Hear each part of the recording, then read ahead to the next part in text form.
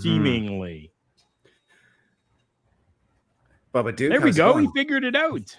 No, I figured it out for him. Oh. I wasn't adding myself because I wasn't done fixing audio and stuff. That's what I figured. That's. Oh, yeah. I thought I saw you give the thumbs up. So no, I was. Hold on, I'm sorting stuff out. Yeah. That's okay. That's okay. I don't mind. Welcome to Raw Patrol, boys. How are we doing today? Slightly better today. It's a process, my friend. It's a process. I don't know if Carl caught what I did last night for Mr. Skittles. I did a little tribute for him.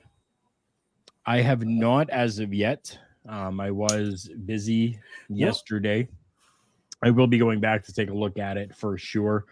And then it was a earlier night because I worked the day shift today, which was weird. Wow, that's different, eh? Yeah, that's my last 3 shifts were day shifts, and it threw me right off. I'm still trying to recuperate from that because I'm a night shift guy, not a day shift guy. And see, I'm the complete opposite. I prefer the day shift over the night shift. Yeah, mine's just from being a security guard for 20 some years and a truck driver now, and we tend to work better at night. Speaking of security stuff, Carl, I want to talk to you after the show about what I would need to get involved in that. Sounds good. I can let you know for sure. Yeah, I can get you into the right spots. Yeah. He took AJ. Wow.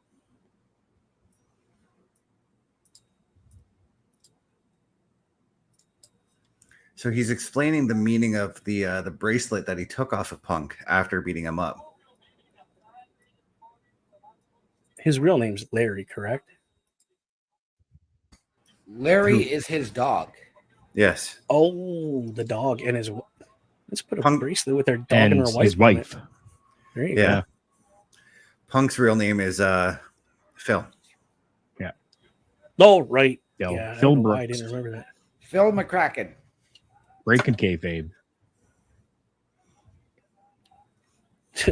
Breaking kayfabe. OMD just broke the internet right there. Yeah.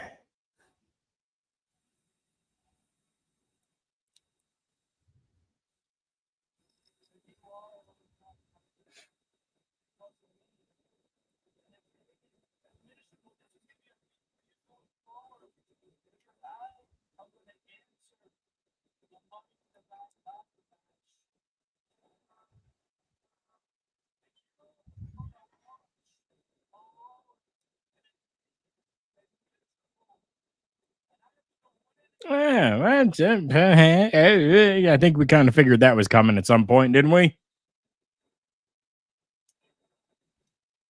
I'm a little bit behind, I think. I do like his new jacket, though. It is nice. I like the insignia on it. The dragon with the claymore with the big M in the background there. Yeah, that looks cool. And then obviously the sword coming out of it. That's the claymore. Yeah, that's what that sword's called. Sorry. Yeah, I tend to think I tend to go when I think of Claymore, I tend to go video game and think of Metal Gear Solid, the Claymore mines that you have to avoid. Yeah. And then the lion on the left side at the bottom is really cool. He's not going to win. No, he's not, but it is going to be a fantastic match when they finally do meet. Quit throwing the mic. God. Sorry, that's the sound man in me. Me too. I just got the mic throw, so I'm a little behind you guys for some reason here. Oh, okay. Oh, that's weird. Yeah. What the heck? I don't know. I'm trying to get into the Miz, Drew McIntyre on the stick, but it's so hard for me. It's it's an act. It seems theatrical. Oh, okay. Not real to me for some reason. I can see where you're coming from with that. I know he always seems a little overly intense on the mic, as opposed to really bringing that into the ring at all times. Right. Yeah. What? Yeah. What? They're talking about what happened with the Wyatt Sicks last week. Yes. Oh, I'm freaking out going, Best, you better be watching this. No, I don't have to chase QR codes for a while now. Not anymore. I love how they did this with the door, the everything. It was just, Honestly, this entire thing, Nikki Cross made this. Mm-hmm. Yes. 100%. Right?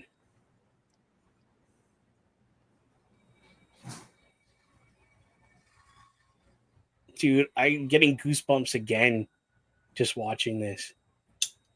Holy. Oh, it was very well done. It was very freaking well done. Oh, yeah.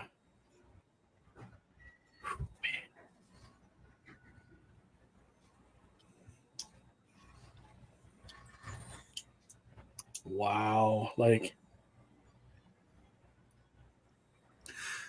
okay, there's something I noticed in this edit when they zoomed in on Chad Gable, and I think it harkens back to the theory that we developed as to why the Wyatt Sicks is around. They showed some quick cuts of Chad Gable turning on Alpha Academy. you caught that. Okay. Again, you can watch this thing 7 times and you're going to see different things in it.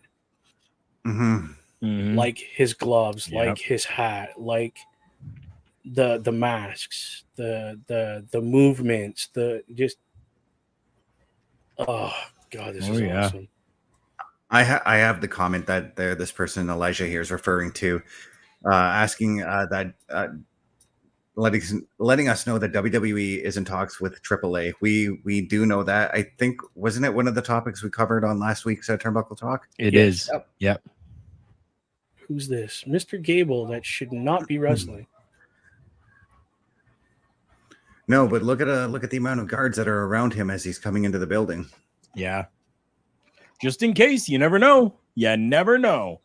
And who is that in the background on the ring truck? I did not catch that. There was an R-Truth and an Alexa Bliss. Elijah, just so that you know, my friend, you do not need to use capitalization in every letter that you put in there. We do see all the comments. There's 4 of us here that can see the comments, and we definitely will make sure that comments are taken a look at. Oh, definitely. Pineapple, what's going on? We appreciate each and every one of you being here. What's going on right now is a match that I've been wanting to see all week. This one coming up next is going to be a classic right now, I think, and I'm hoping that it is. I'm hoping that we're not just going to see a Braun Breaker squash happen, that we're actually going to be getting a good match between Kaiser and Breaker. How fitting is it that right after they go to commercial break and they're broadcasting Biography Legends, which is going to feature the Steiner brothers this week? Right? Right? Daddy and uncle. Right? I'm definitely going to tune in on that one because there's a lot of Steiner stories that I don't know. So, well, I had the pleasure of meeting Rick Steiner. I know I think Carl was there. I was there for that, but I also worked a show with Rick Steiner. Nice. The bit of work that I did, I really don't remember because he hit me so hard that it knocked me out. That honestly does not surprise me because Rick has been known to be a stiffer in the ring. He actually apologized because he was supposed to just kind of hit. I was supposed to fall down because I was his security. For that was my first day with my security license, like official. And I was supposed to take the bump and just kind of lay there, but he hit me so hard my legs turned to jello, and I don't remember nothing but waking up. And he apologized. He said, "I'm so sorry." He goes, "I thought you were shorter than what you are," because he caught me in the top of my head. Gotcha. And yeah, but he apologized. He peeled my big butt off the ground and stood me back up, kind of.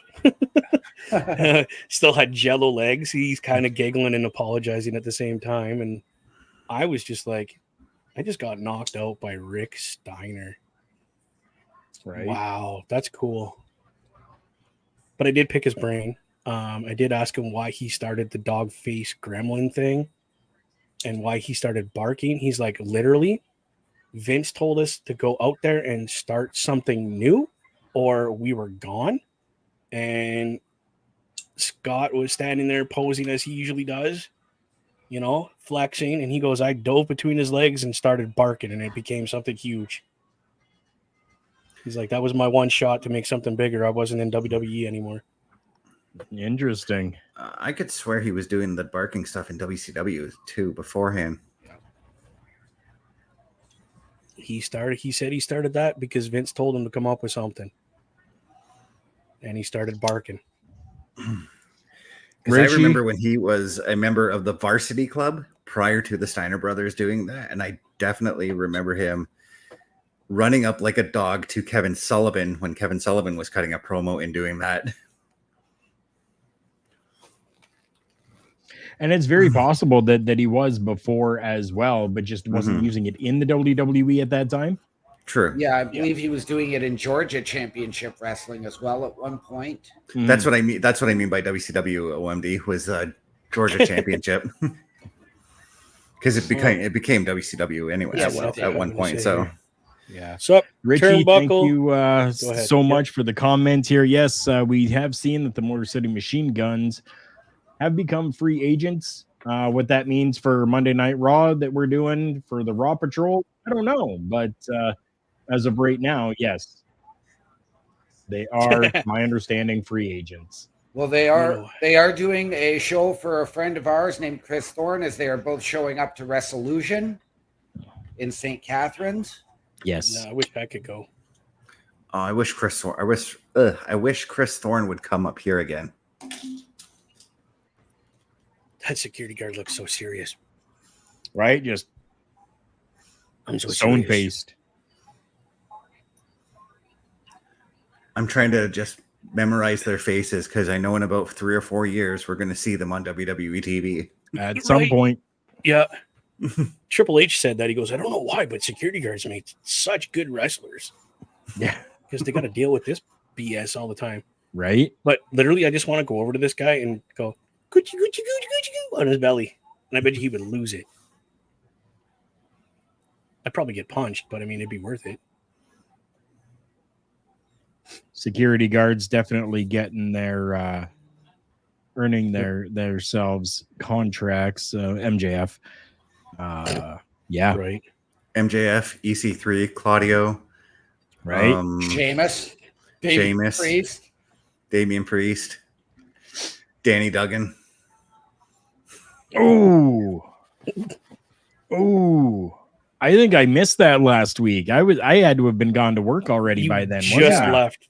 Yeah. This match. You're talking about the spear that Ludwig took there? Yeah. Okay, so now I understand epic, why this matchup is set and happening. That's fantastic, man. And Petey Williams, and I'm glad I had the opportunity to meet him as well. There's a few wrestlers I was glad I got to meet.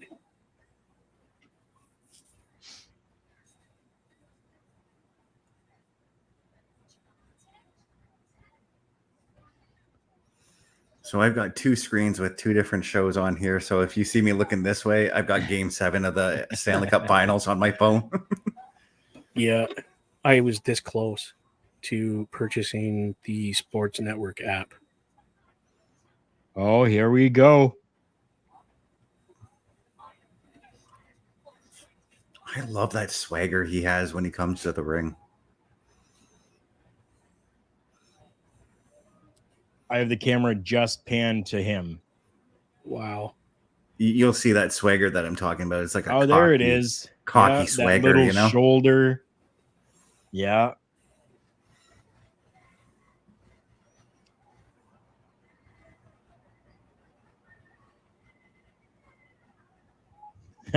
Leeds. Good to see you in here, brother. There we Missed go. having you in here. So happy for you, though. Ludwig has given up on my diet. LOL. Right.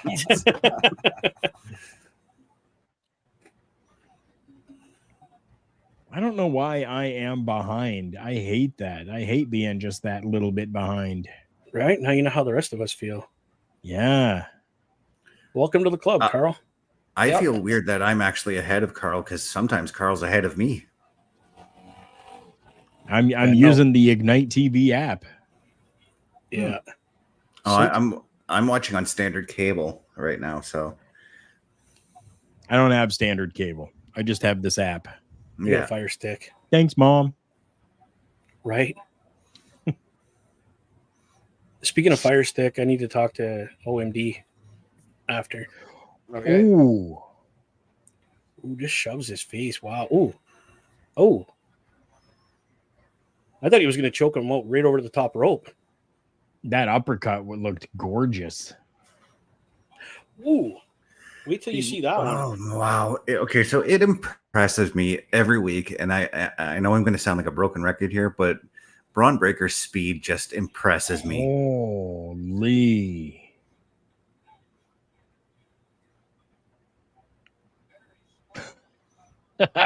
Miz had it right. Usain Bolt who? Jeez. But I can't help but think if Braun Breaker was in the 80s and had a match against Andre the Giant, we would have heard the same story that he did to Ultimate Warrior. He would have done to Braun. I think so. Oh, that kick. For those who don't know that story, the story goes Ultimate Warrior was working a tour with Andre the Giant, a loop with Andre, I should say. And every night, Ultimate Warrior running off those ropes 200 miles an hour. Andre can't turn for a lick, so he goes too fast and would knock Andre before Andre could turn around and prepare for the spot. Well, Andre got sick of it, and one night, as Warrior was coming off the ropes, Andre stuck out his fist and clocked him. Sorry if that's funny. Because I could see Andre just going, "You think you beat me?" The way you did it, Bubba, is exactly how Bobby the Brain described it happening. Oh, that's funny. Because, Bobby was his manager during that feud. Oh, well, that's one way to take Braun off his game, blind him. Wow, okay. I'm loving this right now. I'm loving that we're not just getting the typical Braun Breaker matchup right now, that Kaiser is actually taking him to some limits. And that's what we've been getting over the last couple of weeks now is Braun not exactly squashing everyone. He's actually getting the challenges he demanded from Adam Pearce, as it were. Right. Oh, yes. I've heard that story many times, Pete. Many, many times. Oh, yeah. I mean, every wrestler who is friends with Andre has told that story. Yeah. The one that's more famous is the one that Hogan tells, where him and Hogan were sitting there playing cards. Macho Man comes in to join, and Andre goes, "No, too much baby oil. Get out." Wow. I'm wowing this matchup right now, not that story, because I've heard it 100 times. Yeah.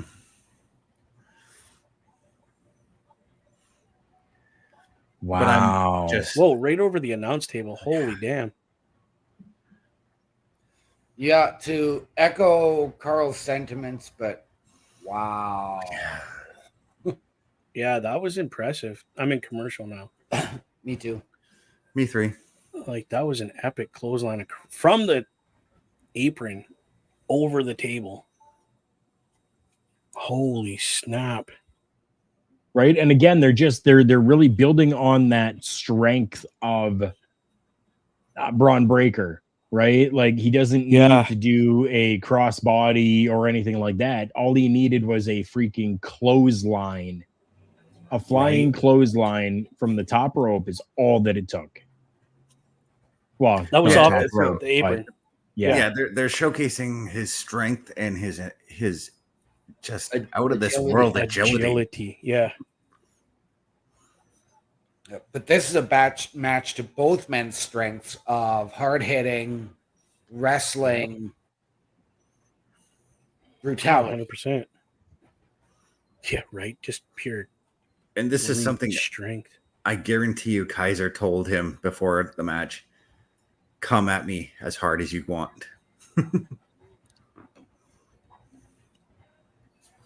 I mean, I'm going to come at you pretty hard because I want to put on a really good match. Mm-hmm. Like, wow. Again, you're going to hear a lot of that probably throughout the Raw Patrol. One of us at a time are probably going to go, wow. Yep. If not all of us. Mm-hmm. Again, I feel wrestling is getting back to the kayfabe a lot more now that Hunter's in charge, because there hasn't been a lot of people knowing what's going on, and a lot of people don't know it's all between Triple H and management. Yep. I like it. Of course, the news of the PG era and a lot more edgier content once the move to Netflix happens. January 1st, my friend. Okay, I want to go on a little bit of a tangent on this one because of one of my groups thinking that the Attitude Era is coming back. It is not coming back. It is still dead, guys. We're getting edgier content, yes, but it's not going to be the Attitude Era. No, it will not. Nothing will be the Attitude Era because, like you said, it's dead. It's done. It's over. Now we're gonna get an edgier product. Bonus. I'm all for that. Yeah. And the reason why we're not going as deep as the Attitude Era is because even though WWE is still going to Netflix and all that, WWE still has sponsors that they've got to answer to. One of their main sponsors is Mattel, who makes toys for children. Yeah, right. So it's not going to get racy. It's not going to get, ooh, we're going to see boobies all the time. Like, get over that stuff that died with the Attitude Era. Mm-hmm. Yeah. It's still going to be classy. It's still going to be, it's not going to be PG. It's not going to be over the top, crazy stuff. No. Yeah, it's not going to be Brian Pillman with a gun. Right. Yeah, exactly. We're just chill, like relax. Or you're just saying they're going to have more freedom. Yeah, or Alexis King with a gun. Right. Right. Oh. It was a huge kick. I'm pretty sure Braun was stiffing him a bit on those fists. Yeah, it looks like it. He's hulking up now.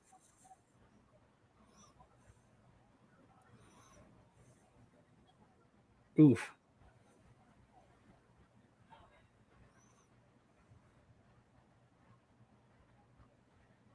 Oh, well, so much for that clothesline.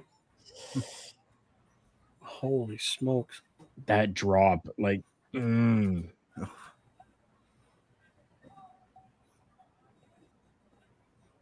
Oh, Jesus. He just landed like on his side. Okay. Is that what you're talking about, Carl? Yeah. Like, why is he not landing properly? Even on the belly to back suplex, he didn't land right.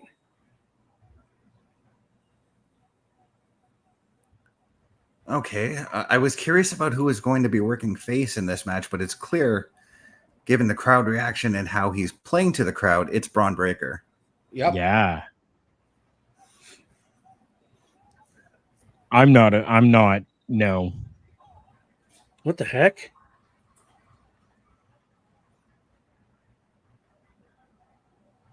Why? Oh, nice. Nice, Kaiser. Oh.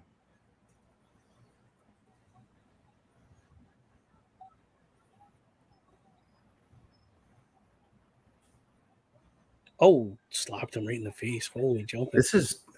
This is a hell of a match to start the night off with. Right. Whoa. Like he landed awkwardly on that leg when he went over the top rope. Choo choo. Oh! Choo choo just hit the brick wall. That was epic. Oh. Well, good, because you only need one Braun that runs around the ring and knocks people down. You spoke too soon, OMD, on my screen. Well, we are also behind you. What? Why is he? I'm not going to lie. I really like that shirt, though, that he's got on. Yeah. Holy Sheamus. Wow. Oh. Where in the name of all that is holy did he come from? His mom. Well,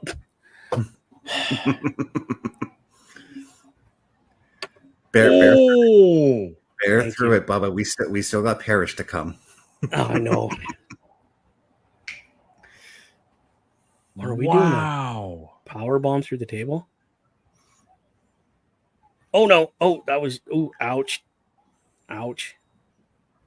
Wow. This is like absolute carnage. Holy! Oh, Dom, I'm so jealous of what you're eating right now.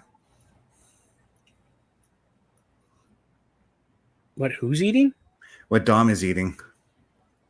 Okay, I'm not even there yet. I just got there. Right, Pete? Like, absolutely insane. Yeah. That was great. Chicken freaking nuggets. Give me a break. I could. He's such a little kid. Yeah, but I could go for a pack of chicken nuggets right now myself.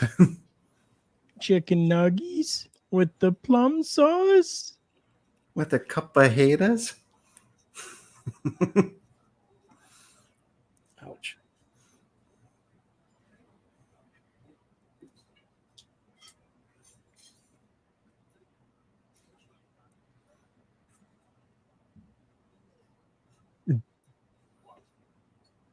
I love that they're just hanging out and playing the PS5 right now, playing 2K24 on PS5.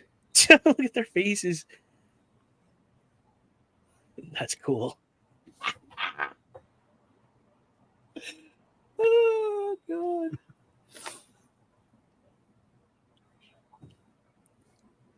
Carl's like, where's my picture?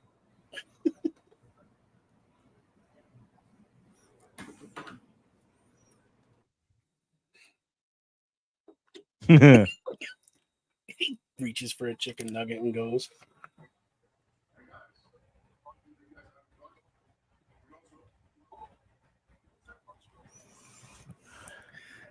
Oh, wow.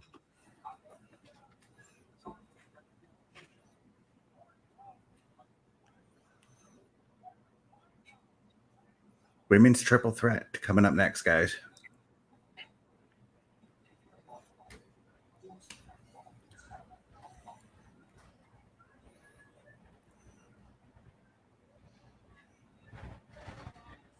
Wow. Interesting. He's not wrong. I mean, Yep. Whoa, what the heck? That was what cool. do you mean? What do you mean, what the heck? I've never seen her entrance before. Oh, gotcha. I've seen her wrestle. I've just never paid attention when she came out. No, she's got a really cool entrance. Yes, she does. That was insane. Was it Kairi Sane? No. It was Valkyrie or whatever her name is. Valkyria? Yeah, Valkyria. I call her Valkyrie. Why? She's not Taya Valkyrie. She is Lyra Valkyria. Yeah, well.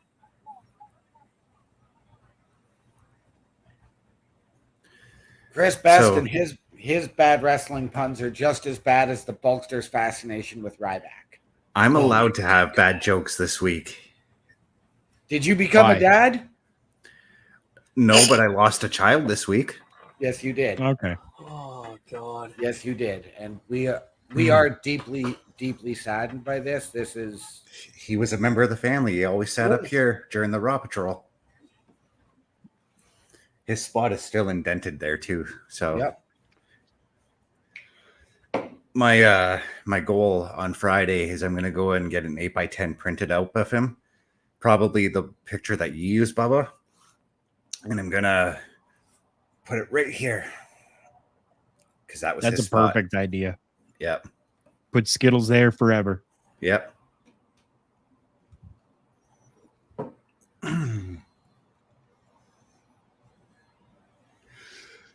So, Bubba, make sure that you, after you sneeze, and some point, send that photo over to him and make sure that he's got a good one. Because that was the last picture I took of him, too. Wow. Do you still have it? Yeah, it's on my phone. Okay. I just got to... I literally got it off his Facebook, so... Yeah. I've got to send it to Walmart or whoever can give me a good price on it and get it printed up. Walmart's not bad for pricing. But you have to go right up there and get it done. Yeah. Yeah. They don't have a photo. You have to go to it's in the back by the electronics there. Yeah, I know where it is. Yeah. That'd be your best. That's where I get mine done usually. Yep. I got a bunch I got to print off yet and put in frames and get on this wall. Me too. From the Chris Jericho Rock and Wrestling Rager at Sea. Yeah, buddy. Yes. I got to swing by the dollar store and get some frames for the other wrestler pictures I want to throw up. Yeah, me too. I have so many autographed photos now that I have just put them all into a binder. Right. I've seen the majority of your collection prior to you going on the cruise. Well, he has that entire wall in the kitchen. Yeah, that's what Carl showed me. And then he showed me more after that. Yeah. Well, the wall in the kitchen has been dismantled. Oh, has it? Yeah, no way. I got probably Chris, I've got photo frames here, 8x10s here. Do you? Yeah, I got photo frames here. How many do I need? I need 4 of them. I got you. Hey, whatever you don't need, kid. Yeah, how many do you need? Let me go through I think I need 10, 12 maybe. I may have that, yeah. I mean, whatever you don't need, I will gladly take because I got a lot of pictures to put up. You know what? Since we're talking about, I'll take 5 because I need one for Skittles too. Yes, of course. Actually, I think I might have a really good frame for that one. Actually, not just a piece of glass. I might have a good framed one that I could give you for that. Speaking of our 8x10s, this gentleman is in the news right now. Yes, he is. yes, he is. We may do a little deeper dive and cover that tomorrow on Turnbuckle Talk at 8:05 p.m. Eastern Standard Time. I read the TMZ report. That's the only thing I've read so far. There's other news sources out there that are reporting on it right now. I'm going to get to those articles probably sometime during the after the show. Okay, sounds good. Beautiful. But when I saw the TMZ report, I'm like, okay, that's the direct source. So I went there, Yep. Because I actually caught it on nodq.com, but they said TMZ, so I went straight to TMZ to read it. Right. Good old Brooklyn Bridge, eh? Why is he going to Adam Pearce now? Holy easy. Listen to him.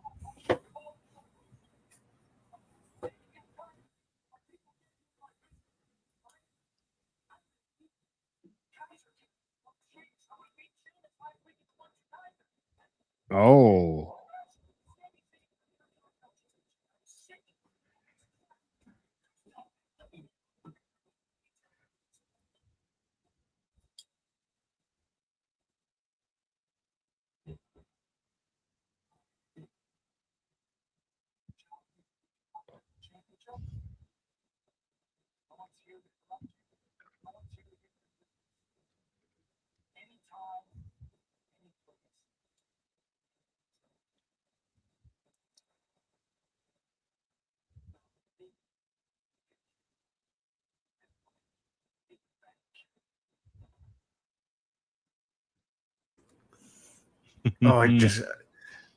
I get giddy now when Scrap Daddy says that.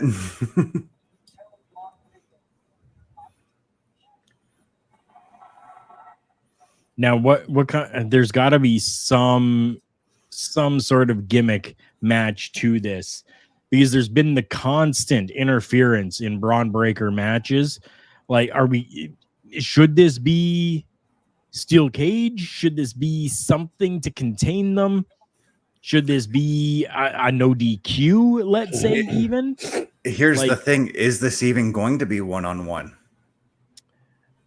Yeah, there's so many guys that want it. True. Nikki, thank you for coming out.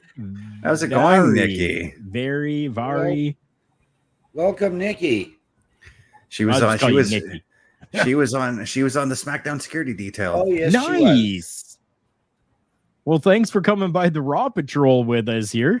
All right. A couple more faces for you. Yes, Nikki was introduced to Chris Best and myself, so. And Parrish. Parrish was on the show too. Woohoo! New people. I am Carl. I am the curator of Turnbuckle Studios, the platform where we run the majority of these shows. And it's so happy to have you here. He's the warden. I'm the warden. I'm the warden. I am created and started. Oh my God, what is this? We have got a run-in Parrish. Nikki, there's a familiar face for you right down there in one Mr. Chris Parrish. My face is new. Bubba's face is new. Nice to meet you, Nikki. Thank you. Yes, the whole freaking squad is here now for the Raw Patrol. Thank you so much for coming in. We really appreciate you. Quick little promo for myself. If you want to check out the Boar's Nest, not only on Turnbuckle Studios, but the actual Boar's Nest, go to YouTube, look up Bubba OMD. That's my buddy up here. And check us out on YouTube. We do a show on Thursdays, just him and I. And then there's one Wednesdays with him and Mr. Best, and one on Friday with him and Mr. Best as well. And anybody that joins for the SmackDown security detail. Yes. That you already checked out. And we've got a Money in the Bank triple threat qualifying match. Kairi Sane, Shayna Baszler, and Lyra Valkyria. Who you guys got in this matchup? Start with you, Mr. Best. Ooh, I said earlier I wanted Shayna, but Lyra's my pick. All right, OMD. I'm with Chris Best. I've got Lyra winning, but I would not be upset if Shayna did it. All right, Bubba. Same spot. My pick is the Queen of Spades, but I think the young lady's going to win it. Mr. Parrish. Yes. Hey, as much as Ivy Nile and Liv are your girl, Lyra is my girl. So okay. I'm never going to cheer against her. However, if by chance Kairi Sane is to screw it up for Lyra and take the fall and it wasn't to Lyra, then I do hope it's Shayna Baszler, because the fact that she hasn't been a champion on the main roster is a travesty. Mm-hmm. Mm-hmm. I believe that it will be Kairi Sane moving on. Yeah, okay. I don't know. I just feel that it is. And I see where you're coming from on that one, because Kairi would be the perfect woman to do the high spots in the ladder match. Mm-hmm. Yeah, but they've already got Io Sky to do that too. So yes, you could have both women do it, though. Yeah, why not? That was the point I made earlier. As you just had last year, you had Bayley and Io in representing Damage Control and Money in the Bank, with Io climbing on Bayley's back to win it. And I don't think you're going to go with two members from the faction in there again. I think if you were going to do that this year, you do it in the men's and you do it with Judgment Day. Understandable. Who from Judgment Day would you select, though, OMD? Finn and Dom. Okay.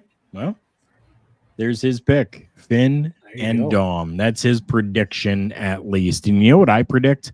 I predict a great week of shows from Turnbuckle Studios, and this is when you can see them all.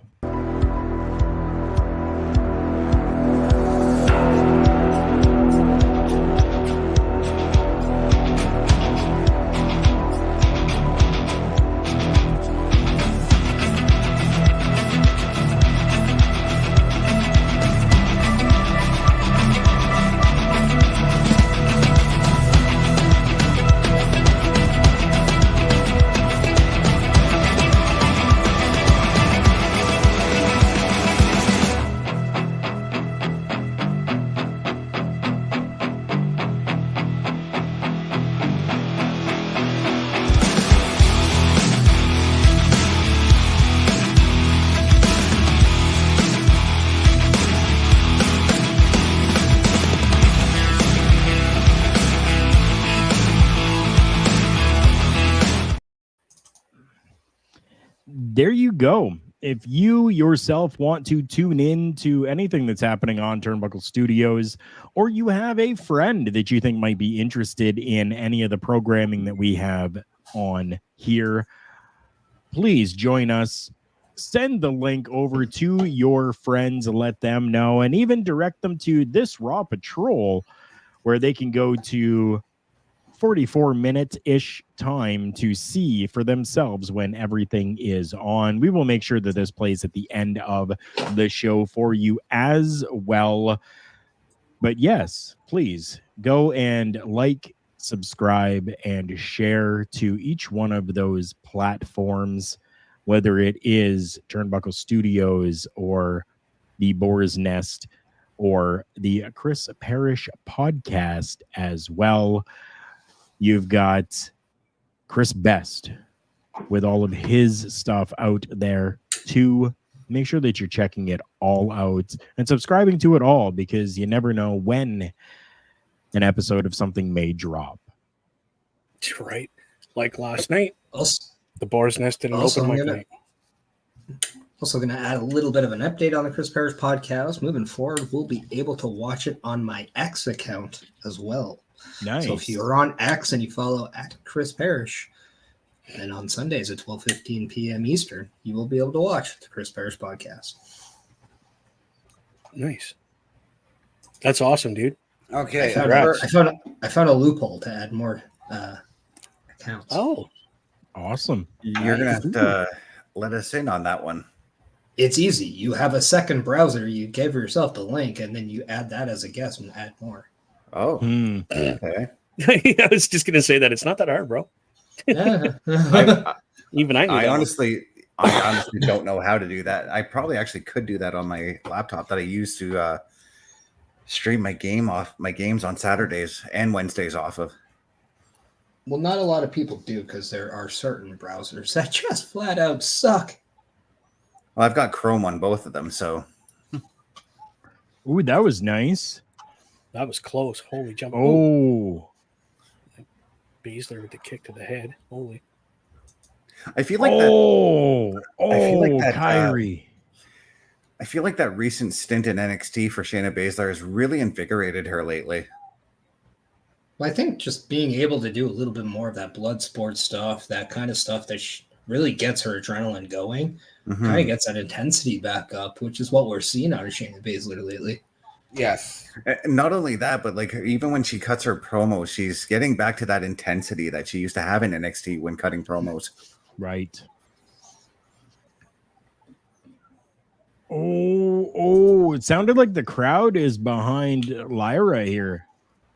As they should. It's a smart crowd.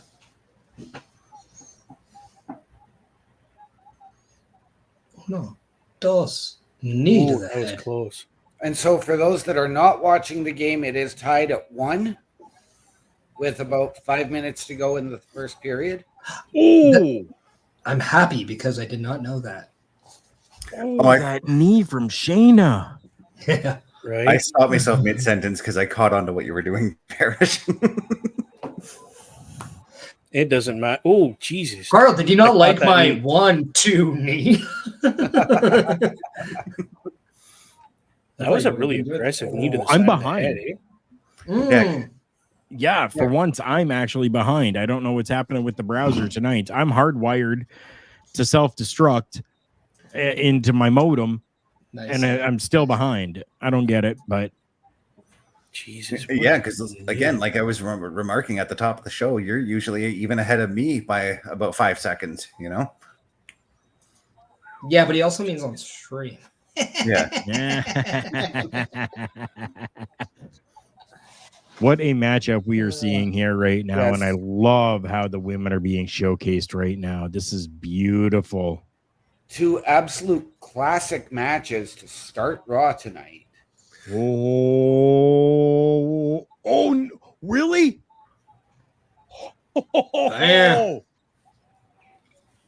We gotta finish. We gotta finish. Wow. Okay. I love how you said you're behind, but you got this. You got everything when I got it. Oh, really? Yeah. Yeah. You're caught up to us I now. just got the finish. Reed. That's weird. I just got the finish. And I just got the finish. I just saw the graphic at the bottom come up. Say its name and it'll appear. You just pointed. Stream is now very near. And Pointed again. there's the graphic.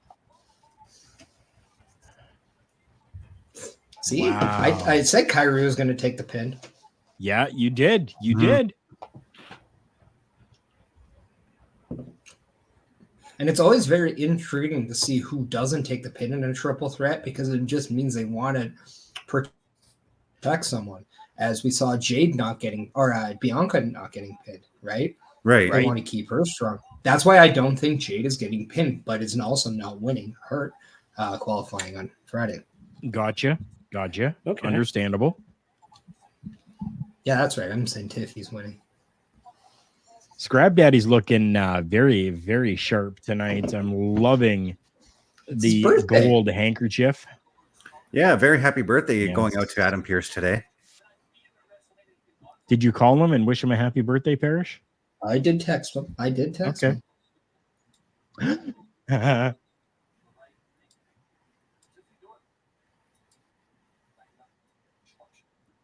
Carl is indisposed at the moment. I love these transitions between segments now. This is epic. Daddy's girl. Jeez, come on. Couldn't have fed into Carl's fantasy anymore right there. I'll be right back, gentlemen. Okay, bye. Oh, can we put up his graphic? We don't get a chance to do that very often. Yeah, put up his graphic. Let's go. I'm not. You're on large screen. I'm sorry. I'm watching the game. I'm not doing any work. There we go. That distracted me from watching Liv Morgan. You're welcome. It's staying up right now until somebody else clicks it away and puts it back to the other overlay because I am watching Liv Morgan.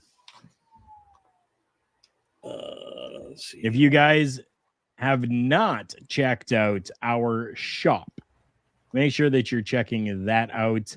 carlcarafel.redbubble.com, where you can get yourself some sweet Turnbuckle Studios merchandise, a little bit from all of the shows that are available there, with more things being added soon. I love how you said one of us had to do that, and then right after I take it off, you put up that link. Well, I had it queued so I could still concentrate on the television and just tap so that it came up. That's what they all say. Oh, Carl, I love it. Do you really think that I would take my eyes off of that? Come on. Hey, there's a pause button on your remote. There is. There's also a little rewind that I could probably do as well. Yeah, it's already been clipped on your screen.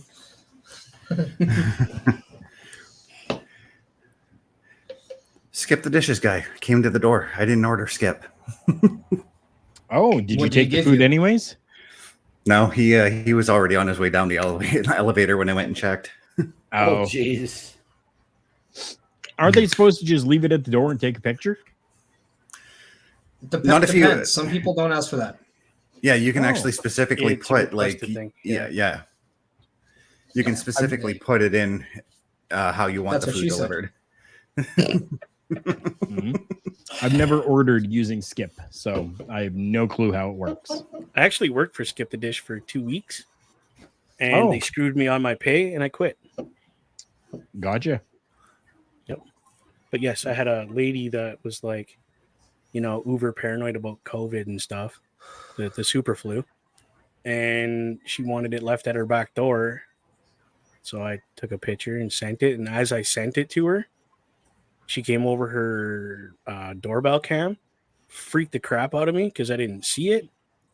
And she's like, "Oh, thank you so much. In the mailbox is your tip." Like, "Oh, sweet. Okay." Because part of our tip is already in the delivery cost. Right. Yeah. Mm-hmm. So, and she's like, "Oh, yeah, it's in the mailbox." Okay. Was it a little old lady that left you 50 cents?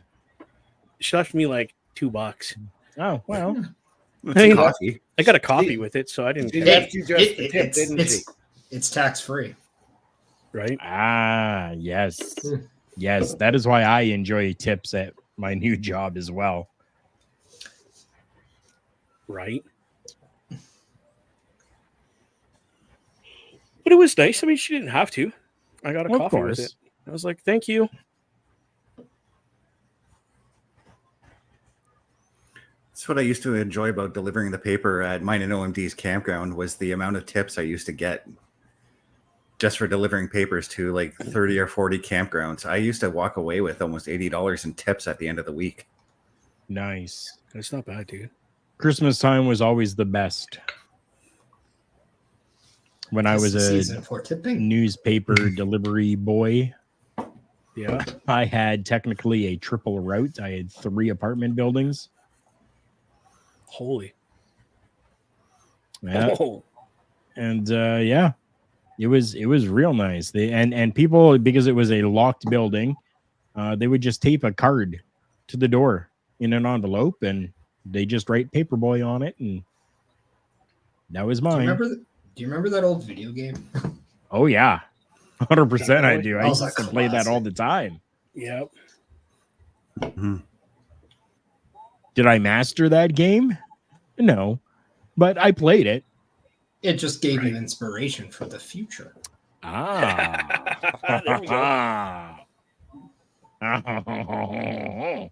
French baguettes. Jesus. All right.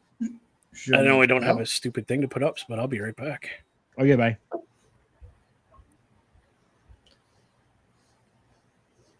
We have to put like the Bubba Deuce or something, or like yeah, like Bubba Dump or something. Well, I did have that one that we kind of got rid of.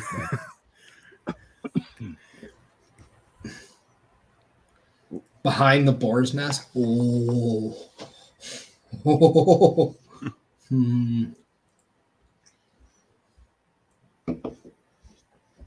Come on. We can come up with something very funny for that one. We could. I really like Bubba Deuce myself, so.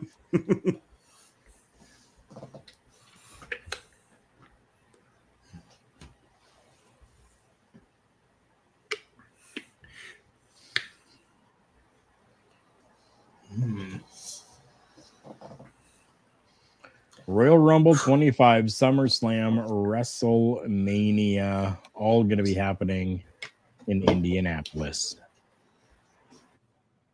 Yes, and both WrestleMania and SummerSlam will be 2-night events. That's what we're hearing, yep. And very interesting for the date of the Royal Rumble for 2025, however. Yeah. Well, I mean, kind of, yeah, kind of no. I mean, we're looking February 1st, right?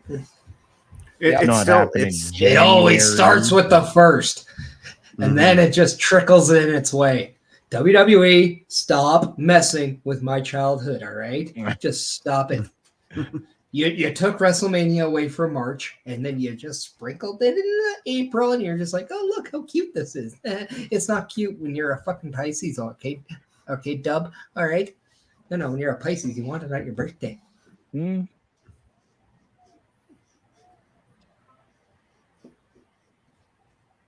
I like the fact that guys FaceTiming Logan Paul as that was going on.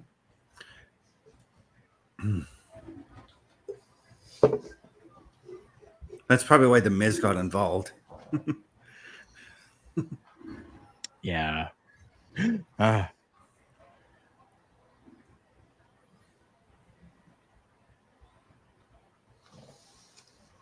Okay, listen to this stuff because it's in the intermission.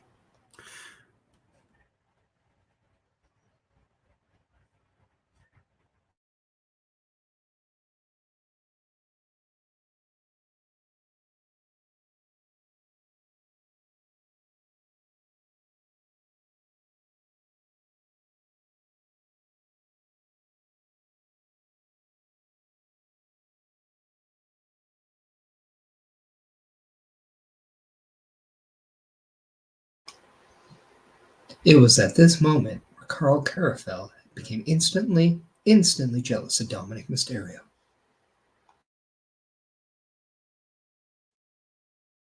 Uh-huh.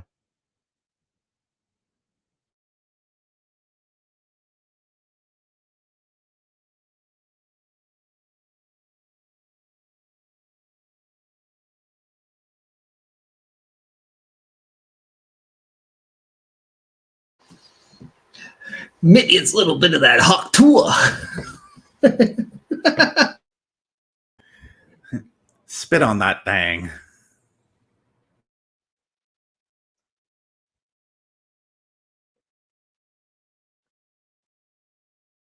Huh. What the hell is she wearing? Spider Vega? More like Catwoman.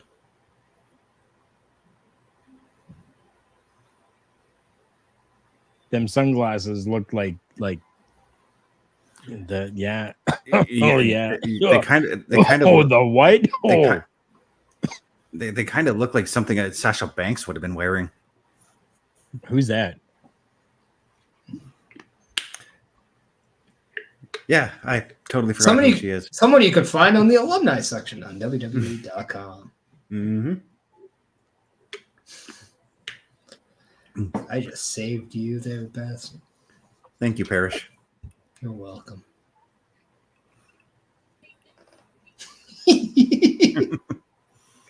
I'm not laughing at this.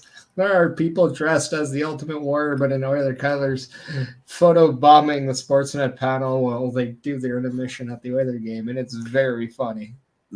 I saw that. Yes, I chose that over Zelina Vega's promo.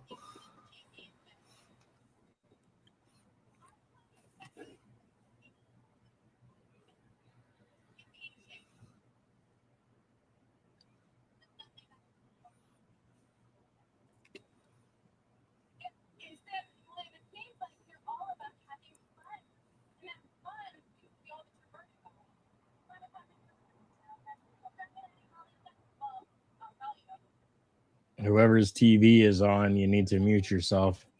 I literally just turned mine right down, so.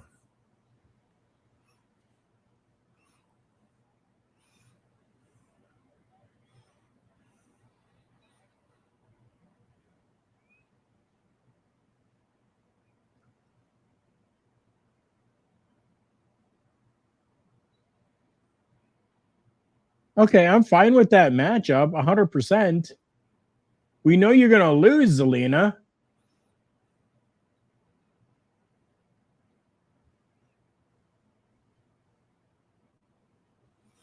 Okay.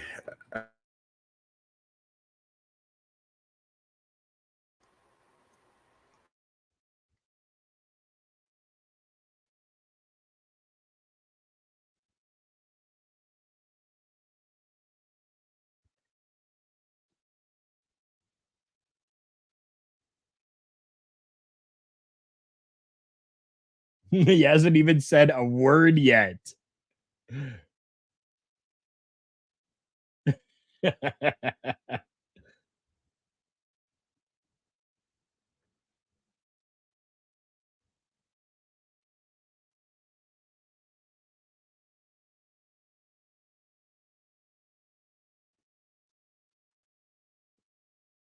What an ungrateful child.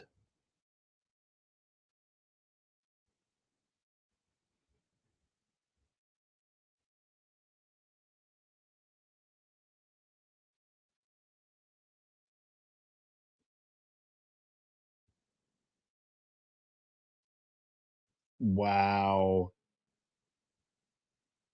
What a chant.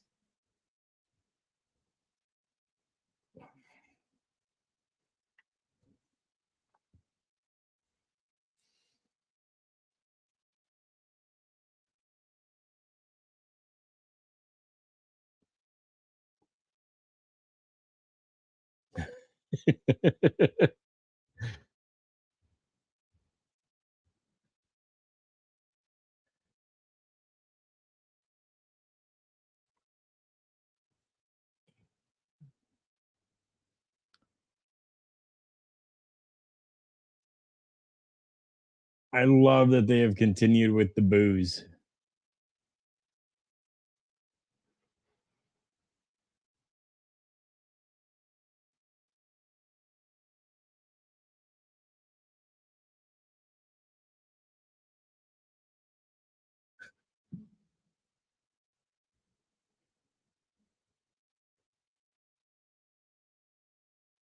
I'm actually kind of impressed with Zelina and her mic skills right now. It's like true. It feels true. It feels like she's like this witty, like getting all of these little comments in there just seem to be working right now. It's sort of sounding like yeah, she's babyface, but it almost sounds like her heel side is coming out a little bit with that baby face. Right?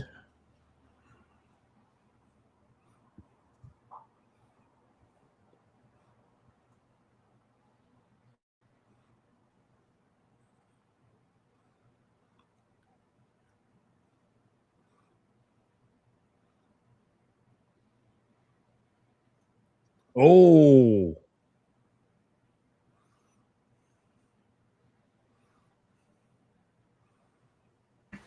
I never want to hear that Dominic has never pushed his dad in this business ever again, because we just saw it. Mm-hmm. Right?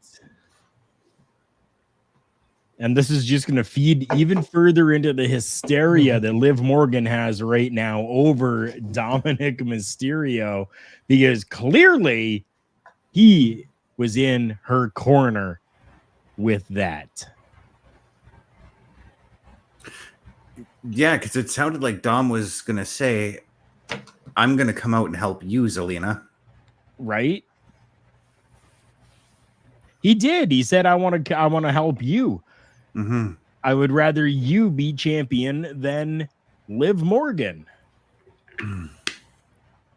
Ah.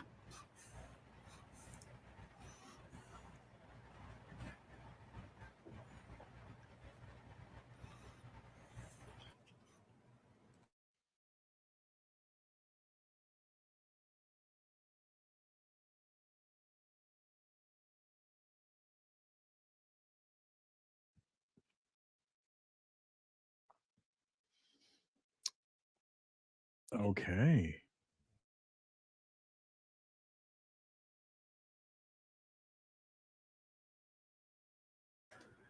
Okay, I kind of see where they're going with this whole Chad Gable thing right now. You think so? I think I do.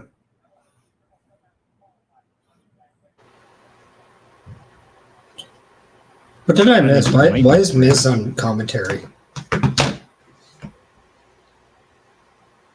Why not? Pat McAfee's not there, so they needed somebody.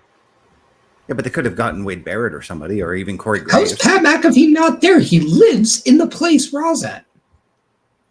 You're muted, OMD. Dear God, that was funny. Supposedly, he was taken out by the Wyatt Sicks today during his show. Okay. Thank you. Oh, I didn't see that. Again, I was working, so I didn't get to like watch the Pat McAfee show. But that makes sense. I haven't seen it either, but that's what I've been hearing.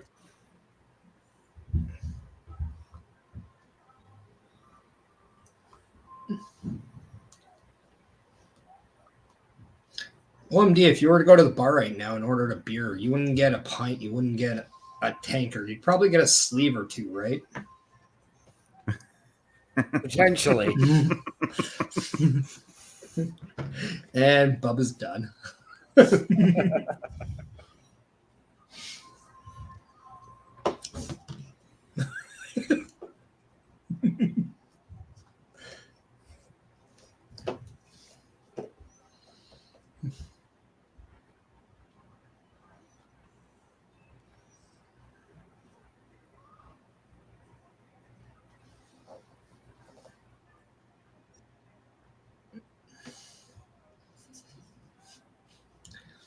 Hi, Awkward Silence. My name's Chris Parrish. How are you doing?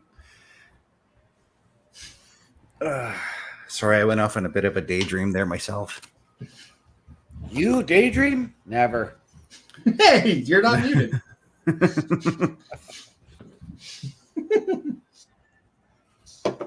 Bubba Duke is, though, so if he does want to speak. Just... No, he wants to play Heads Up 7-Up. Oh dear. I would say you date yourself, but I mean, I can get away with that because I'm probably closer to the viewers. Yeah. Unless the viewers is like Pete Leeds because he's a lot older than. Back when that game was popular. Ooh, there's a trade that happened today. Yes, there was. I didn't catch all the names that were involved. Ottawa has acquired goaltender Linus Ullmark from the Bruins for Korpisalo, their first round pick and a prospect. Oh, so Chickern was not a part of that. There was rumors that he was going to be. Ironically, that just popped up on my screen now. And Senators were trading 25% of Korpisalo's salary. It was Marek Kastelik that is the prospect. That's what I was referring to because it popped up on my phone over here. Because I've got the game on my phone here, so.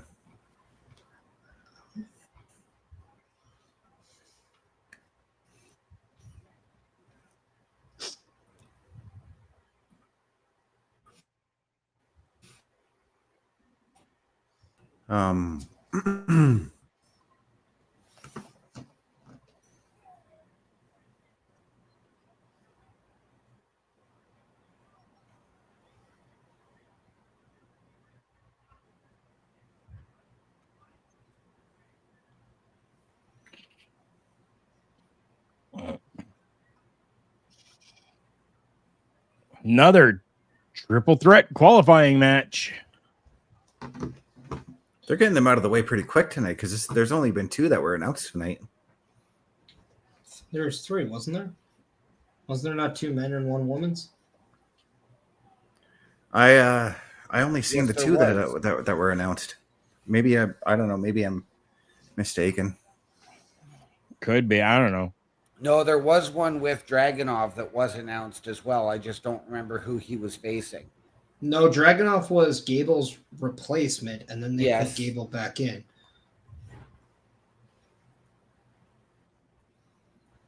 Unless there was a last-minute announcement when I was making this, because every time I go to make the description, Adam Pearce comes up with an announcement. When I've got it done and ready to go. WWE.com right now only has Strowman, Gable, and Bronson Reed in qualifier. The women's qualifier, Kofi taking on Karrion Kross, Breaker versus Kaiser, and the triple threat women's. Because how many Raw? Oh, Superstars and are in- sorry, yeah, we did the triple threat women. Sorry, women's tag team tonight too. Yes, Alba Fire and Isla Dawn taking on Casey Squared, non-title match, by the way. Yes. Because Sorry, already Parrish. in the Money in the Bank men's match. Yeah. Oh, sorry, Parrish. You were asking how many from Raw, how many from SmackDown for the Money in the Bank, correct? Just who from Raw has already qualified? Jey Uso. Okay. Unless was there another one?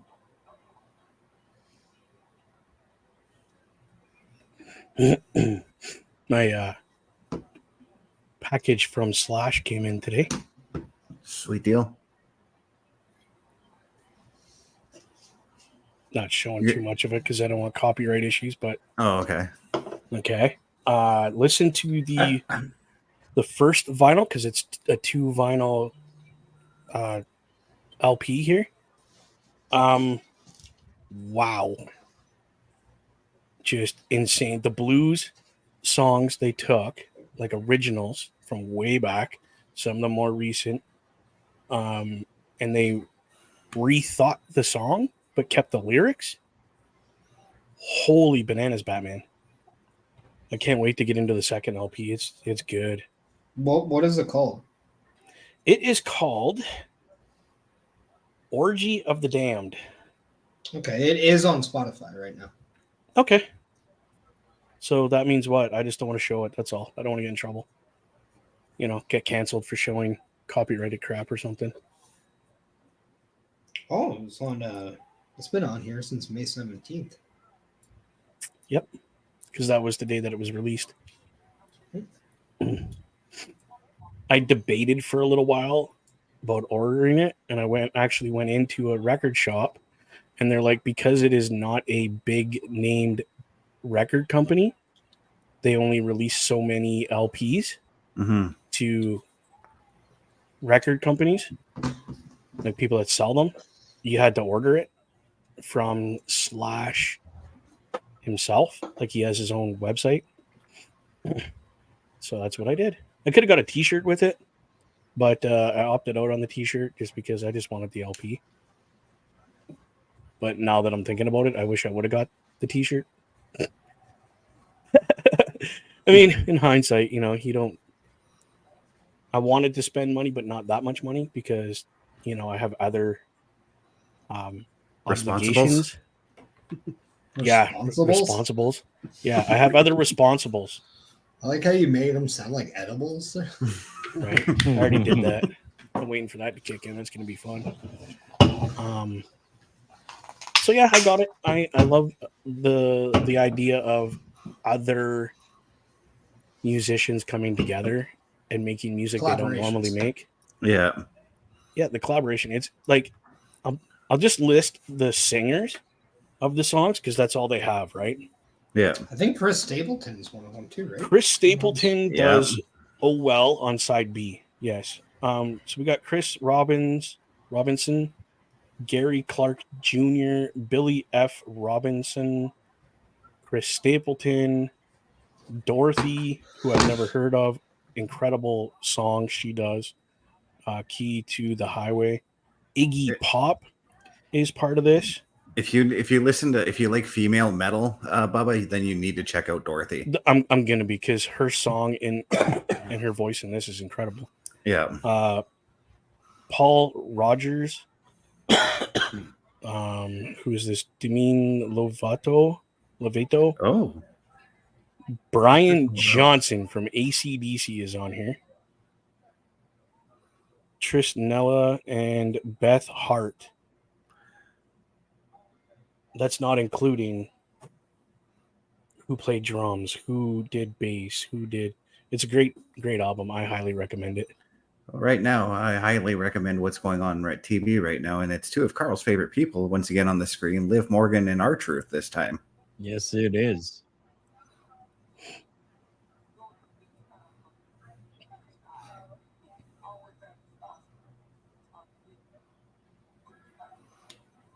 I love that he keeps referring to him as Tom and Nick Mysterio.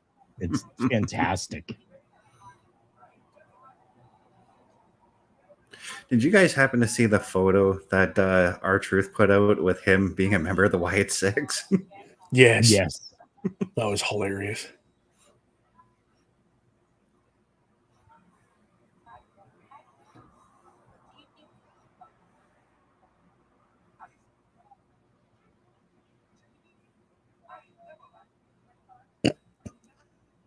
Oh, R-Truth.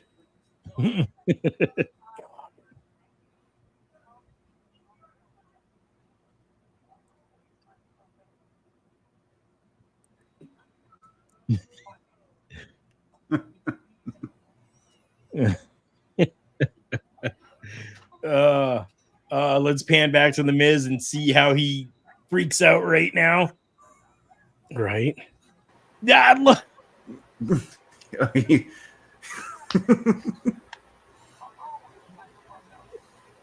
He's plucking it out of there.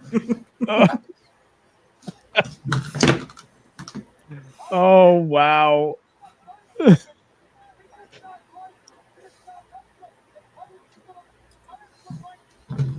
Oh. He almost forgot his phone. That would have been funny. He almost It says, "Where see Pat McAfee make a comeback?"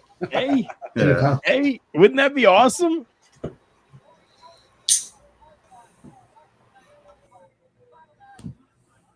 I am definitely a fan of Pat McAfee.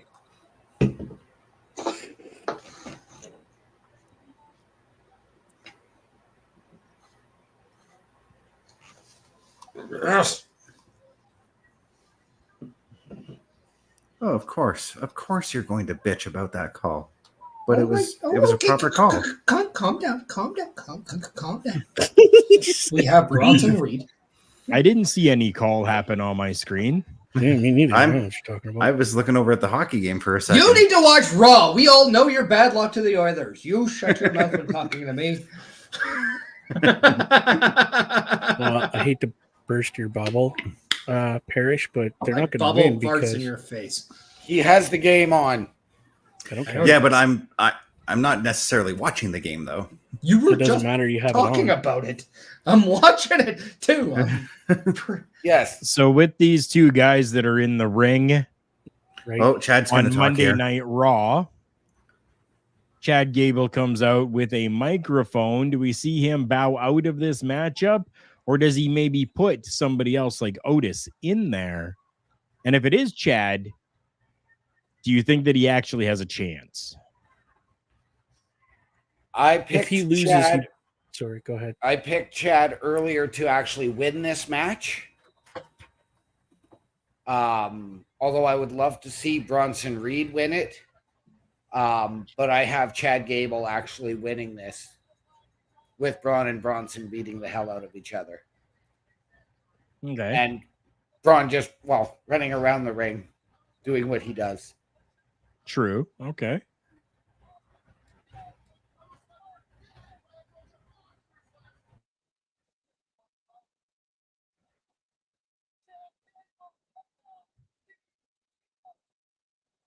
Well, yeah, you can be.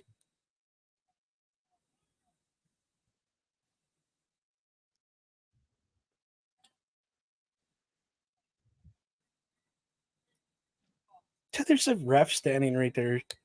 Get the F back. Whoa. What's going on here? Shh.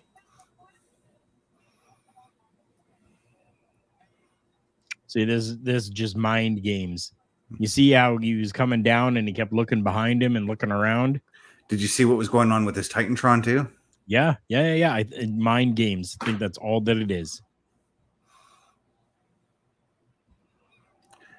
Isn't it also fitting that he's in the ring against somebody who was a member of the Wyatt family? Right? He's just like, dude, powder out. Ooh. Let the big boys go. Oh, you're stupid. Bronson's just like, really, dude? He didn't even move.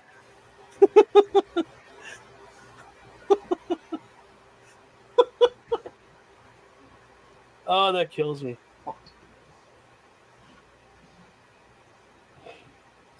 Honestly, if either one of these two guys wins this matchup and makes their way to Money in the Bank, I think it'll be hard to believe that either one of them does not win that matchup.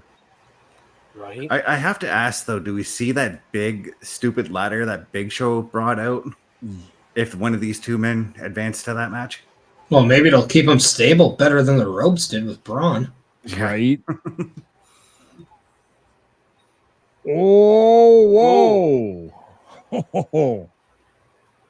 He tried. Good for him. Whoa. Oh.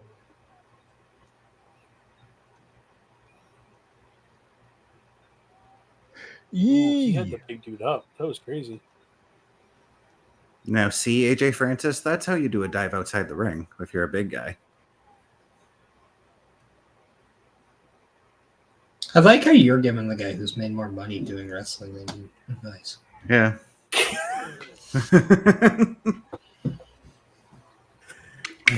Strowman just really seems off tonight. Maybe it's the Wyatt Sicks. Yeah, I was gonna say maybe they're telepathically sending him messages and he's trying to not respond to them. But it's throwing him off. That could have been so bad. Yeah, it would have been really bad. Absolutely. That big bastard wouldn't have made it. Basser! Welcome back, Basser. We haven't seen you in ages.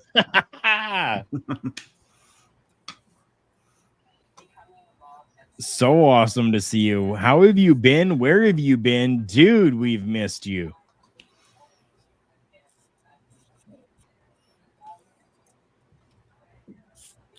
Basser, I'm doing fantastic. I can't speak for the rest of this cast of characters, but I think they're doing okay. Liv Morgan has been on my television screen tonight. I'm doing just fine. I've got wrestling on my screen. I'm happy. I have Game 7 on my screen and wrestling, so I'm happy and I'm almost shitting my pants. But how are you? Basser apparently has been in the pool with his kids for the last 16 weeks. Right. He must be more wrinklier than a prune. He's got more wrinkles on him than Ric Flair. That can get you kicked out of a buffet.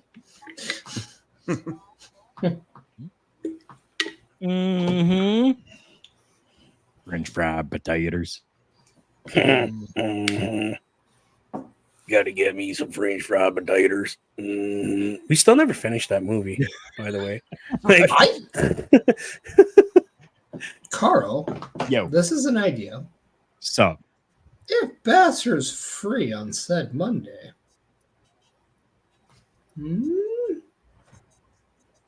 Yeah, I'm down.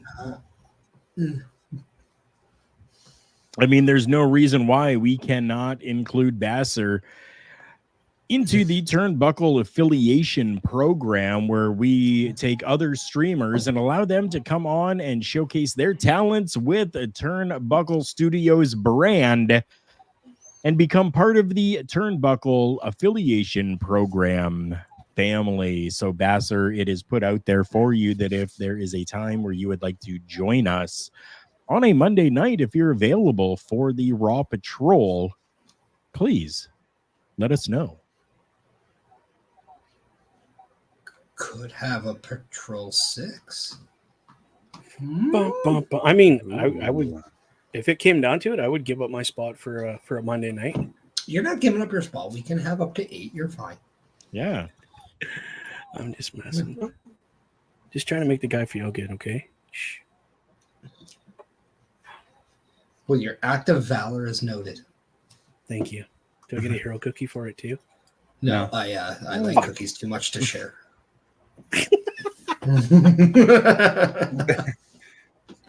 This is true of Parrish. I've seen just how obsessed he gets with cookies some nights. That's hilarious, dude. I have a Cookie Monster hat, underwear, and top. What we'll do is we'll keep you out of jail in Cobb County, Georgia. That's fine. I will still break bars to get cookies.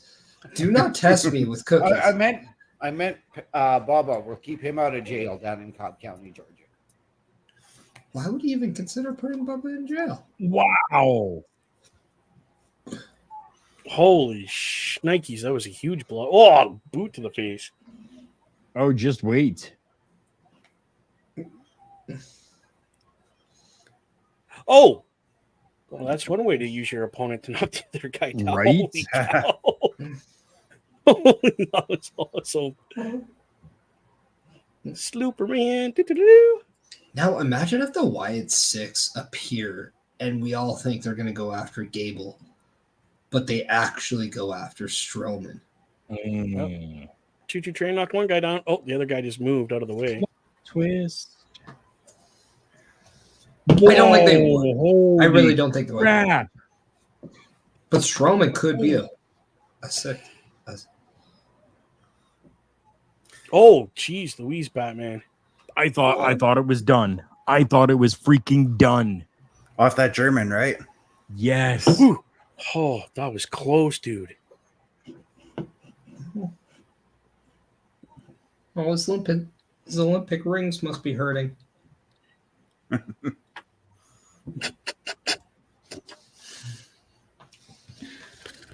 Oh, man. Whoa. He just picked that big dude up. Somebody get Strowman 3 buckets because, he is sweating like a stuffed pig. Oh, how'd that feel? You got that string stuck on your nipple ring right there. Yeah, I saw that Whoa. rip a little bit. Why in the world are... Because they have to deal with the Braun Strowman problem and get him. But this would be a great way for the Wyatts to help out Strowman and to make Judgment Day a Wyatt problem. That's not smart. JD with those knees. Right? Like, ow, dude, I want to puke every time he does it. Oh! Look at he's like, don't hit me. Come on, Gable. Oh, beautiful. And a 1, and a 2, and a wee. What's he doing? Like, get up there and do your thing, man. Nice. You ain't getting pinned on that big dude. Dude, he pinned that big dude. What? What? Gable needed that win, by the way. I get that. Totally, I do. Could we call this win a resurrection? Oh. The resurrection of Chad Gable? Resurrected and it feels so good.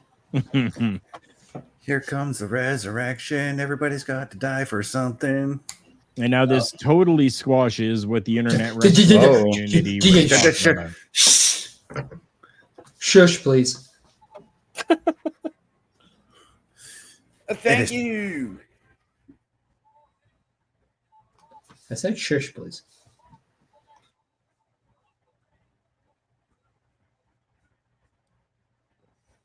Whoa.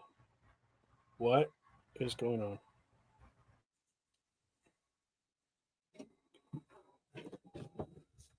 Ooh, dude, we got fog in the ring.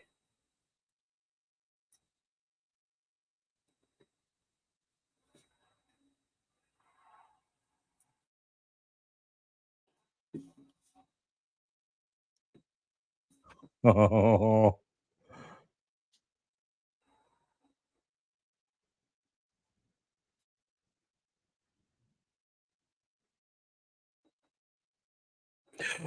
Whoa, look who's coming into the ring.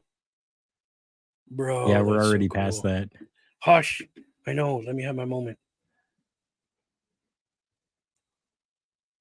Yeah, powder out, bro.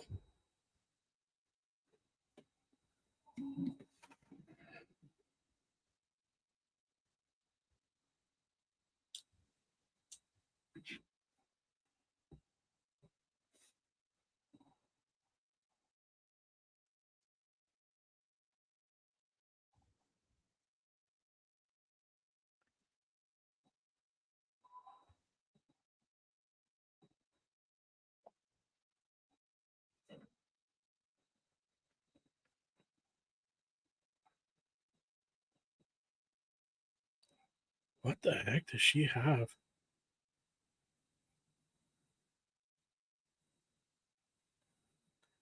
Cole's just shitting himself.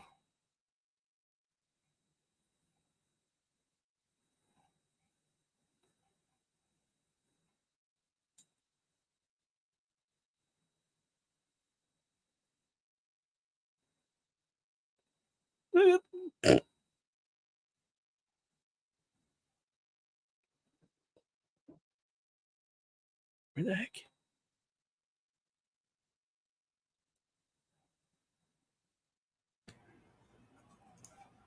Wow.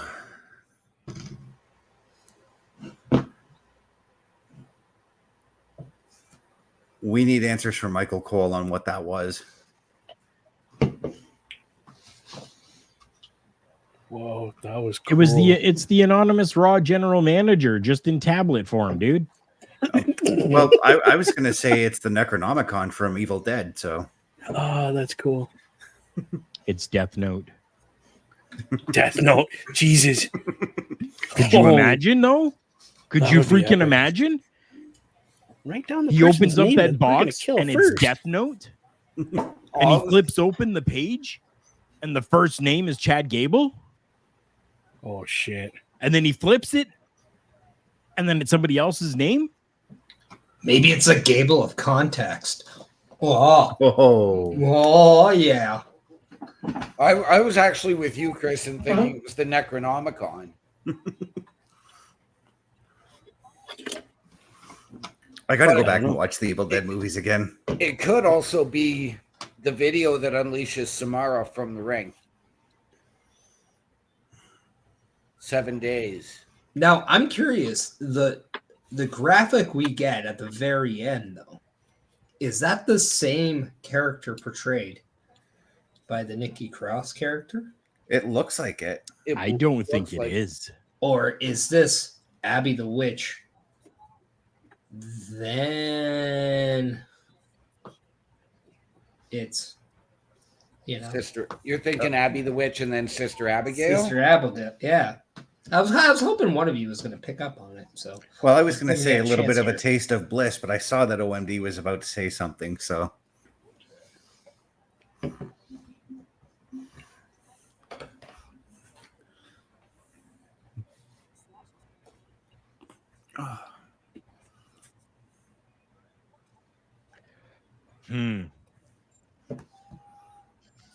Well, we thought we had gotten answers when it comes to the QR codes and the Wyatt Sicks.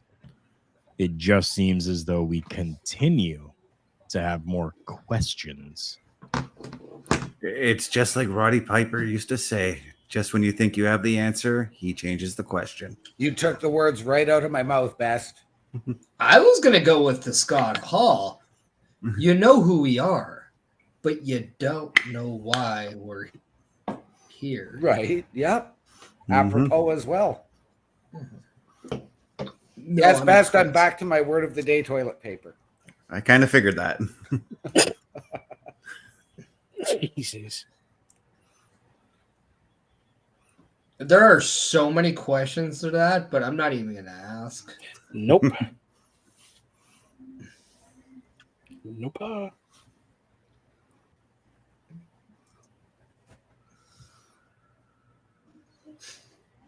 Post Malone has arrived. Woo! I'm super excited that the Headbangers were in the game, though. That is so random that it's awesome at the same time. But I don't like the purple vest. It should always be the black and the whole. Post Malone just looks weird.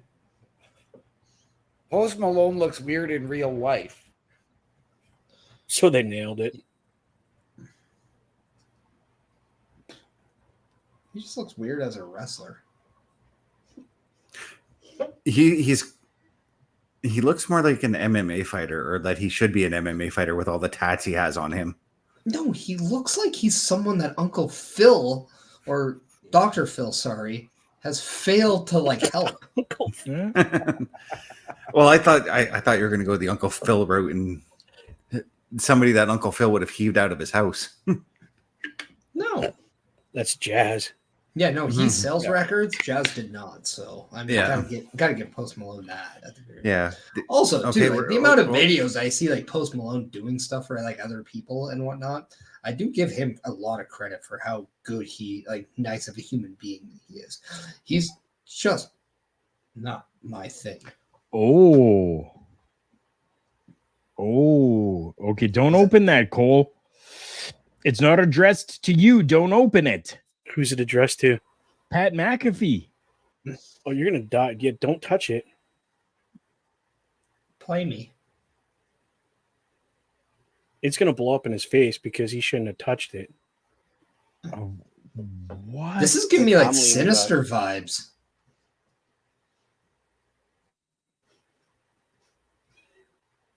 Who has VHS anymore?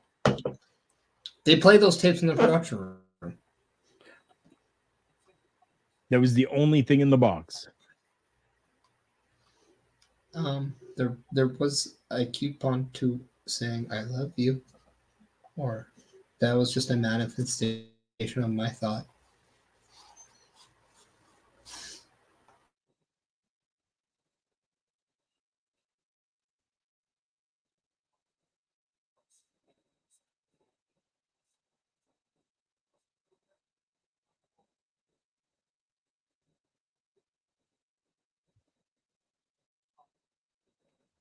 Maxine does not have her crutch.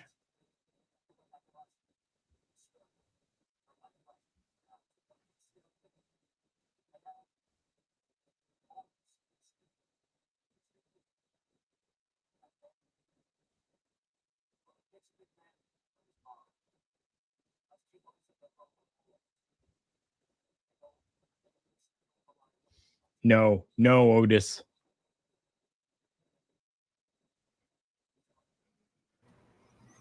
I see what you did there. Did you see that? Did you see that? Did you see what Otis did? Yep.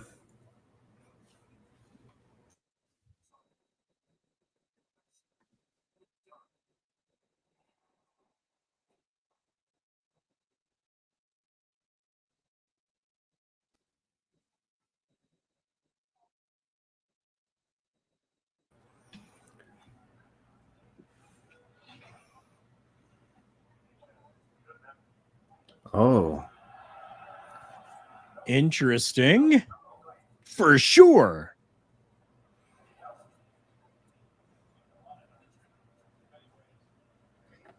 Oh.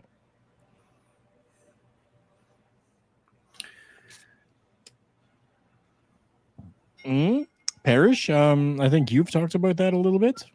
Yeah, he did. I did.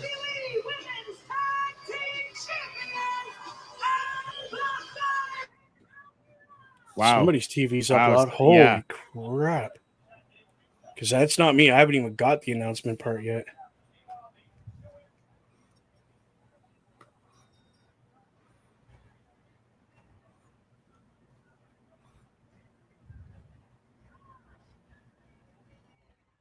It's okay, YouTube. It was just a mistake. Calm down.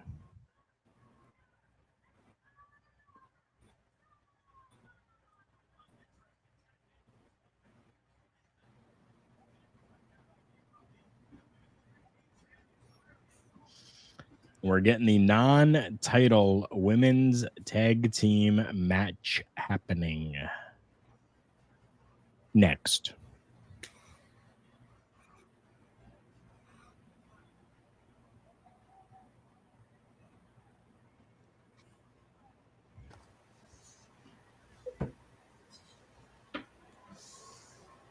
No nameplates on the titles for Alba Fire and Isla Dawn. Good catch.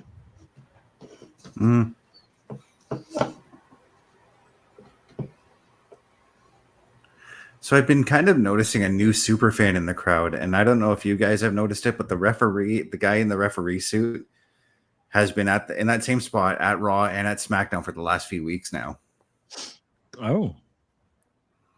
He sits in the corner just as they're coming to the ring, and he's got these little like paper signs that he's been showing off as the wrestlers come to the ring.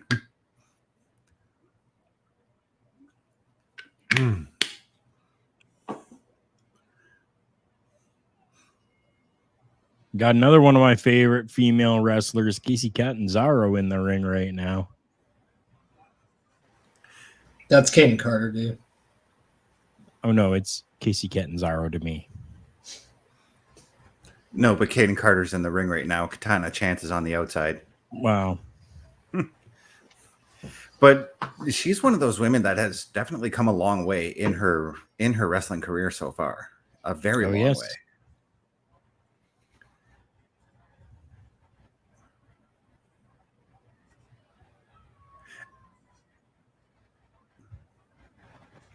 And there is Kaylee Ray. Nope, that's Alba Fire. It's Kaylee Ray was her old name, but because that was her birth name, she no longer uses it. Oh. That is why she no longer uses Kaylee Ray as her stage name. I get it. I can dig it, sucker.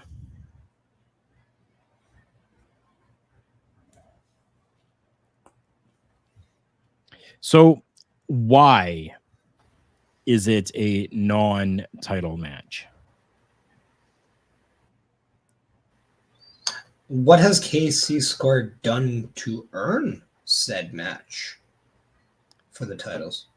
When right now, the people that should be getting a match for the titles are the former champions Jade Cargill and Bianca Belair. Where are they? On SmackDown. Yeah. And KC Squared are the former champions from Raw. So I think it's going to be, again, if KC Squared win, they'll get their rematch or they'll get their match.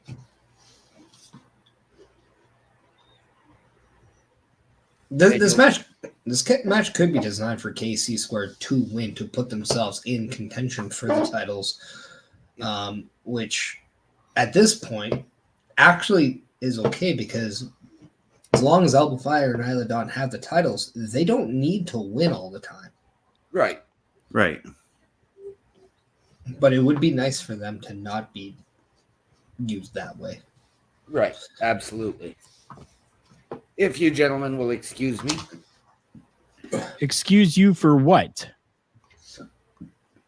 He's gonna take his poke. headphones off already.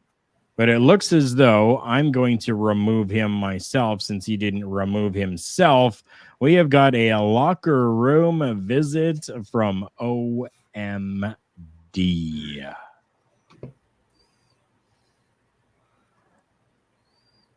I need to find that logo, that graphic, so that I can revamp it. If not, a new design will be made. That's all.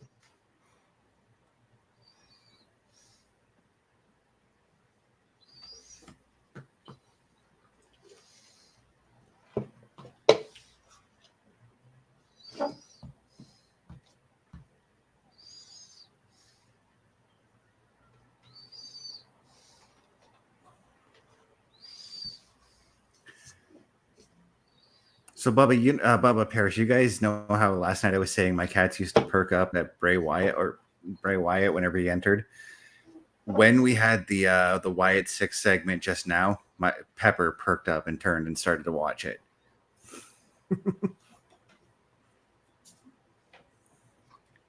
I think your cats are possessed, bro. Oh, probably. They also recognize a lot of Bray's themes because I do play them on Spotify on my Google Nest too. So.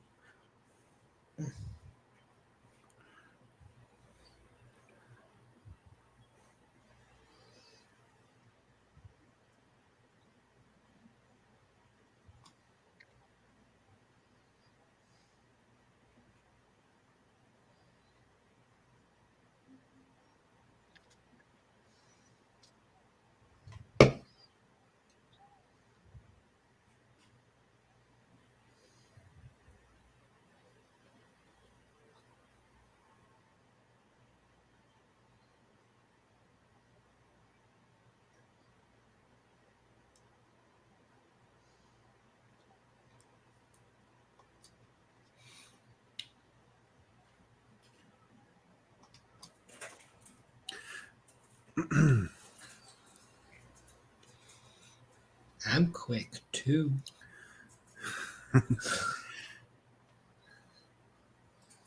Ooh, close.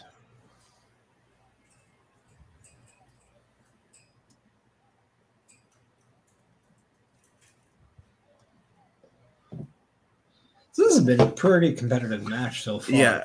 I was going to ask, have the announcers ever brought up Katana Chance's past on American Ninja Warrior? Yeah. They did a lot in NXT, actually. No, I know they did that when she was under Casey Catanzaro as well. Because I was going to say, I kind of like that. That's how her wrestling style has come from, is like how athletic she is from her time on that show. Right. A quick matchup. I mean, quick-ish.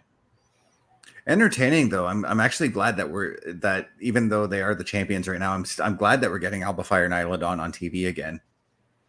Oh, me too. Definitely.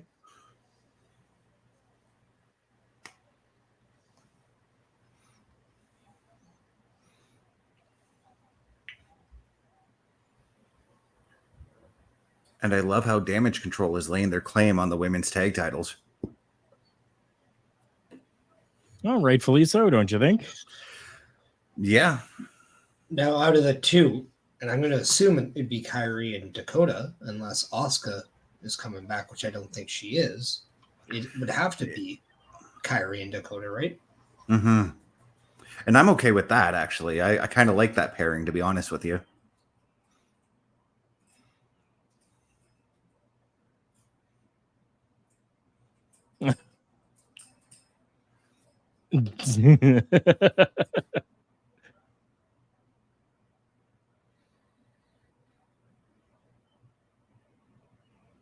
Ooh, what? Ooh.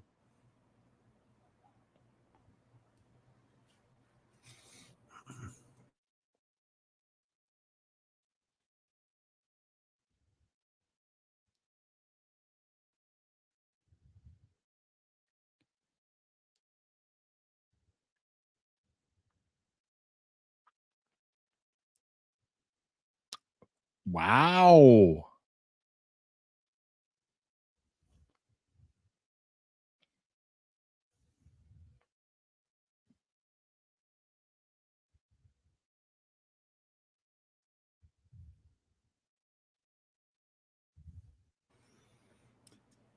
Oh, no.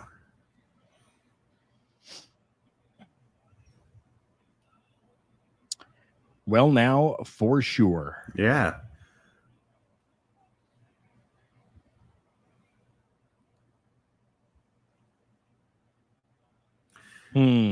I may be reading too deep into this, but we saw Finn playing WWE 2K24, but did you happen to see that it said War Games in the background? I mean, it's fun to play War Games, though. It is. It is a really fun match to play in the game. Maybe I'm reading too deep in this, but it could hint that maybe there's something to do with Judgment Day and War Games. It's possible. It's possible for sure.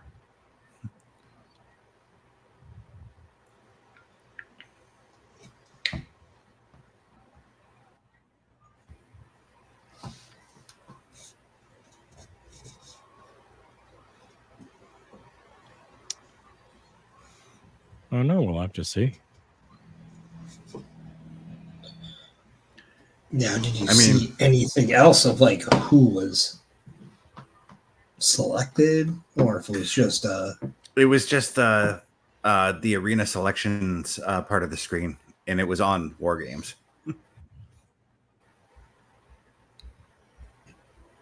Well, wouldn't mind seeing Judgment Day and the Wyatt Sicks, perhaps, in War Games, or even, well, Bloodline and the Wyatt Sicks would also be a fun, great match too.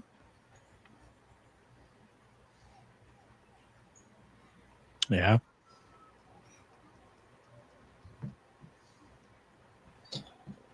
But speaking of war games, in an upcoming episode of WWE 2K24, my character goes through war games and has to pick members of the SmackDown roster to join him in the fight against the Raw roster.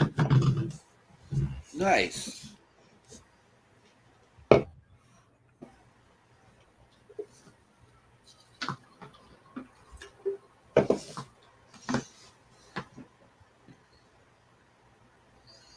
Spoiler alert, I don't pick anybody from the SmackDown roster. No? Oh, sorry, I picked 2 people from the SmackDown roster. Okay. Well, one. Your spoiler alerts suck. Let's give the people another spoiler alert, Mr. Best. What game will you be playing Wednesday night on the PlayStation Showcase? I am playing SpongeBob SquarePants. Nerd!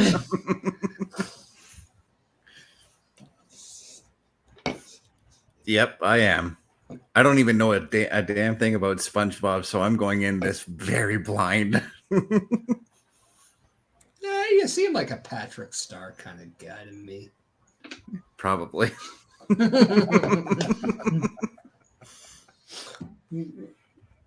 The only thing I've ever seen like related to SpongeBob was the scene in Orange County where Jack Black was sitting on the couch stoned watching it. That's the only thing I've ever seen as SpongeBob. Oh. Well, Shane watched it very, very briefly. Okay, so I'm going to rely on you for some of the SpongeBob history. I have I have no SpongeBob history because he'd watch it at like 5 a.m. while I'm trying to sleep in. So I don't know SpongeBob. I'm just as blind as you. All right. This is going to be an entertaining episode on Wednesday then. I guess that means we need Bubba to come and Hell no. we no, need it ain't happening. Are you Because ready, if I go in there, kids? you're not playing SpongeBob. we need the I'll tell you right Bubba now. sponge on the Nope. PlayStation Nope. Showcase. No, I didn't say Bubba the Love Sponge. no. Bubba is not going anywhere near no Spunk Bob SquarePants, nothing. No, it ain't happening. Watch OMD. This becomes the highest viewed video on the Boar's Nest channel. Oh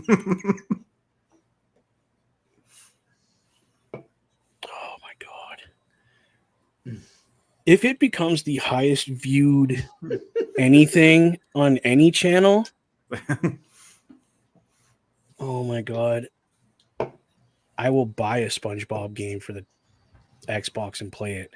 Yeah, see, I got it for free, so I didn't pay a thing for it. No, I'm just saying. If it becomes the highest viewed on my channel, I will WrestleMania play a SpongeBob game. 40 behind the curtain.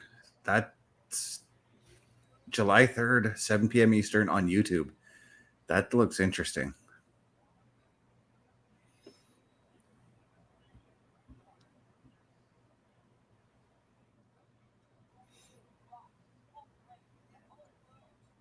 I like when they do that for WrestleMania every year when they do like the WWE 24 on WrestleMania or something like that. I love that.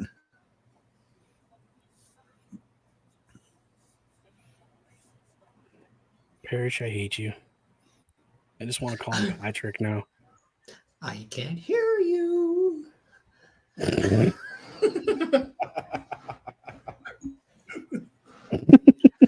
You realize now, Parrish, you're going to have to play Corey Taylor for him later, right? Oh my god. Hey, that was good. It was. That's Corey Taylor, so we can't really.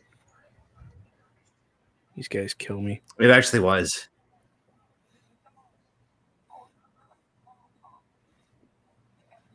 At the same time, though, like if you heard that Corey Taylor, well, if you were to hear that Corey Taylor covered SpongeBob, you'd be like, "Yep, that doesn't surprise me." I've heard it. I've heard it. I know. I've heard. Yeah, and I cried. I had so much respect for that guy, and then he went and shot it right in the water. It's just him having fun on stage. That's just naturally how he is, you know. Oh no, I get it. I'm just bugging. He's also Well, done Scooby Doo. Yeah. on stage. And it was actually really well done. Okay. Now, if you guys are sitting down, you should all rise for your WWE Heavyweight Champion, Damian Priest.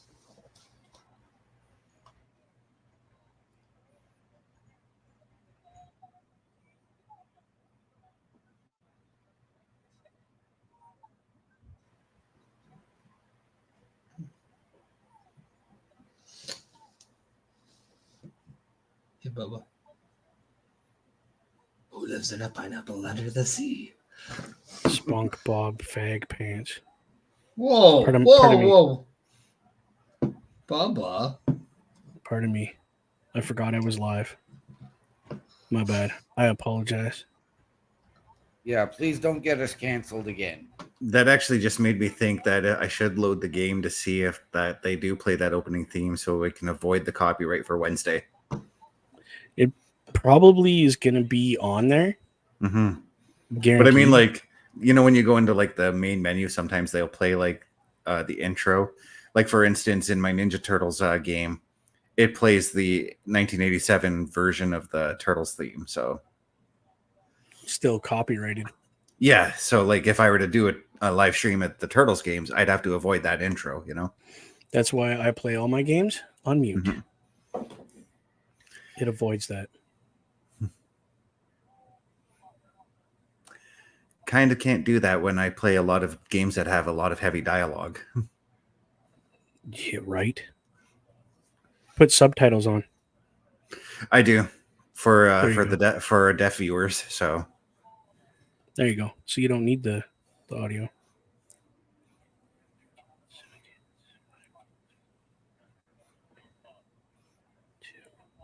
Two.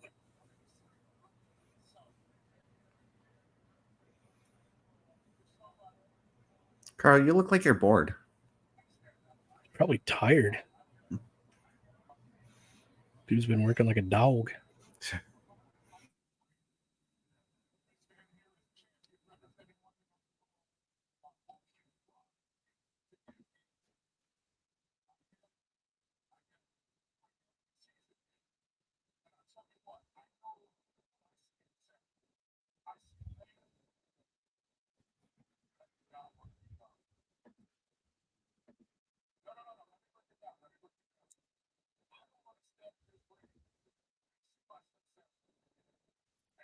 The heck is going on?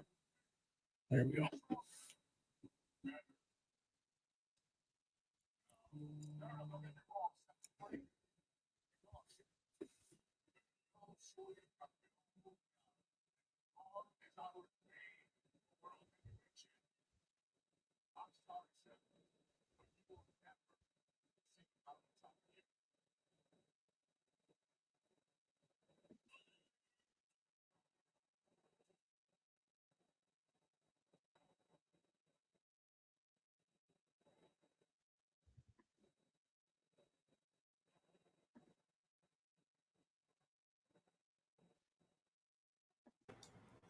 I gotta say, this Indianapolis crowd is just out of this world tonight.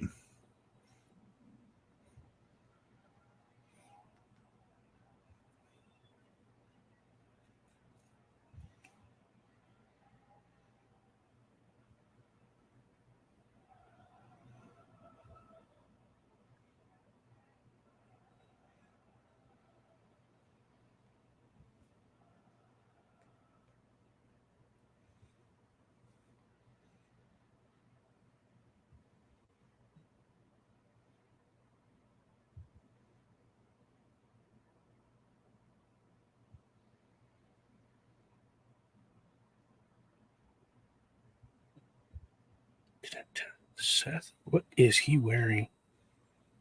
Well, it looks like he went back to Becky's locker and raided that. The best part is he's wearing black, white, red shoes. It's like Cruella de Seth. That's where, I totally see it now, yeah. Carl. I was like, he looks familiar from a movie. Okay. Oh, it totally, yeah, because look, it's even Dalmatian print, like on his his jacket. It's a total tribute to Cruella, and not the 1960s cartoon version, but the Glenn Close version. Right. Speaking of that, the 1960s cartoon trumps the live action version in my eyes. Yes, it does. It's a movie on my Disney Plus that I go back and watch over and over and over again. Nice. I just got a text. I have to go take care of something. I will see you guys tomorrow. Have a good night, gentlemen. All right. Have a good night, Bubba.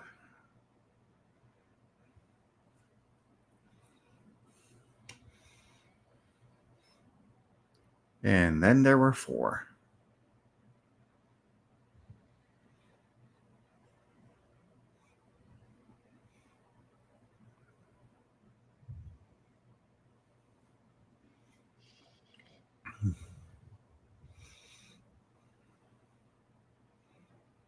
So, Carl, we're a week removed from Seth officially getting the title shot against Damian. How are you feeling about it now? The same. I mean, I get it. I understand it. And I know why from a business standpoint. Mm-hmm. But it just doesn't mean that I have to like it. That's all. Because we know that is it good for money? Sure. Yeah. Because we know these two are going to have a fantastic match. So, oh, of course they are.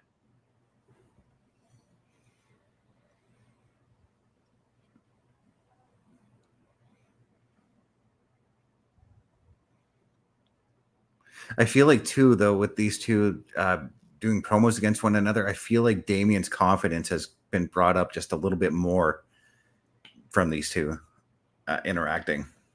I can definitely see that. I do think that it has. Yeah.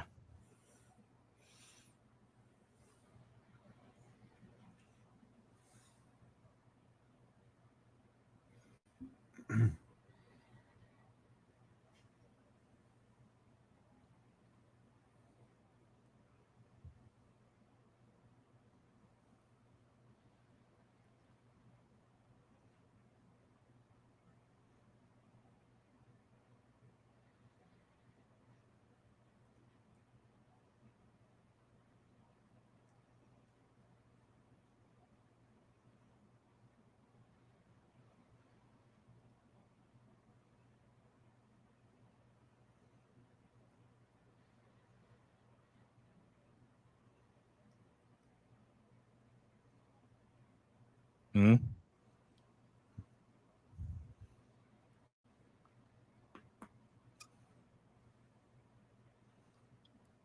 Seth's got a point. Mm-hmm.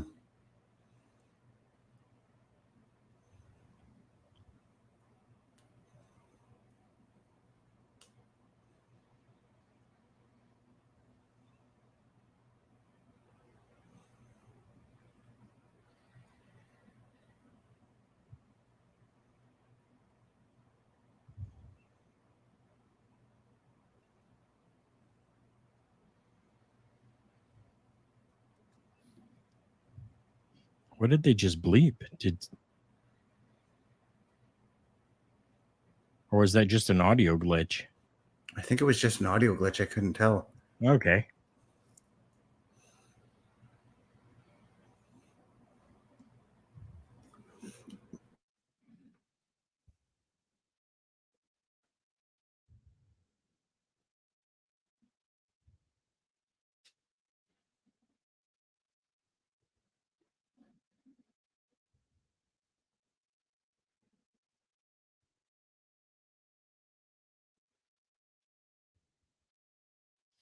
Well, yeah, it's true.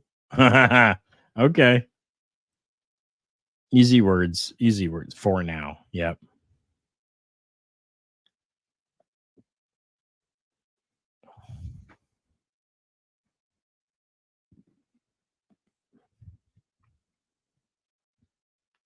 I do still find it interesting that Seth didn't necessarily want the title match right away, and because last week he stated he wanted to be in the Money in the Bank to get the title shot. Right. So I do find it interesting that it was Damian that challenged him to defend his title in that match at the same time. True. Oh, how?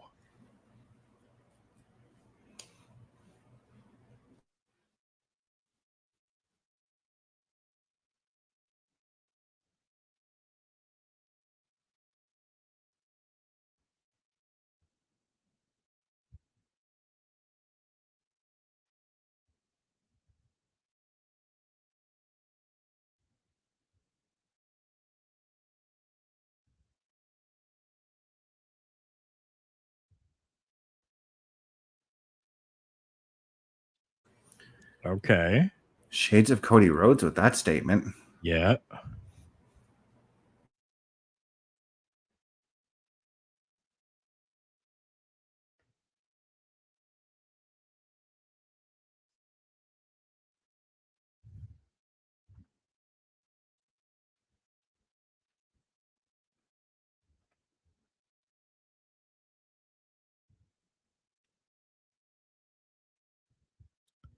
Wow.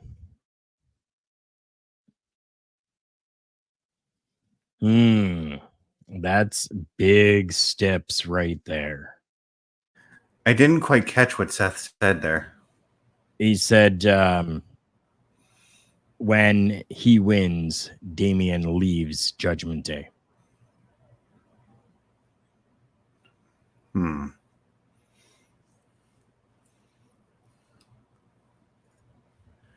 Big sacrifices there.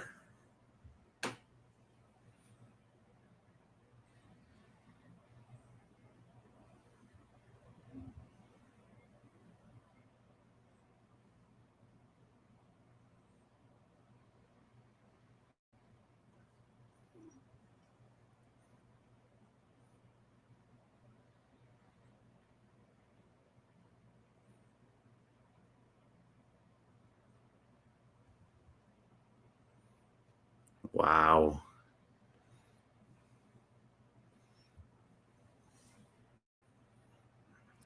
Oh, jeez. Oh.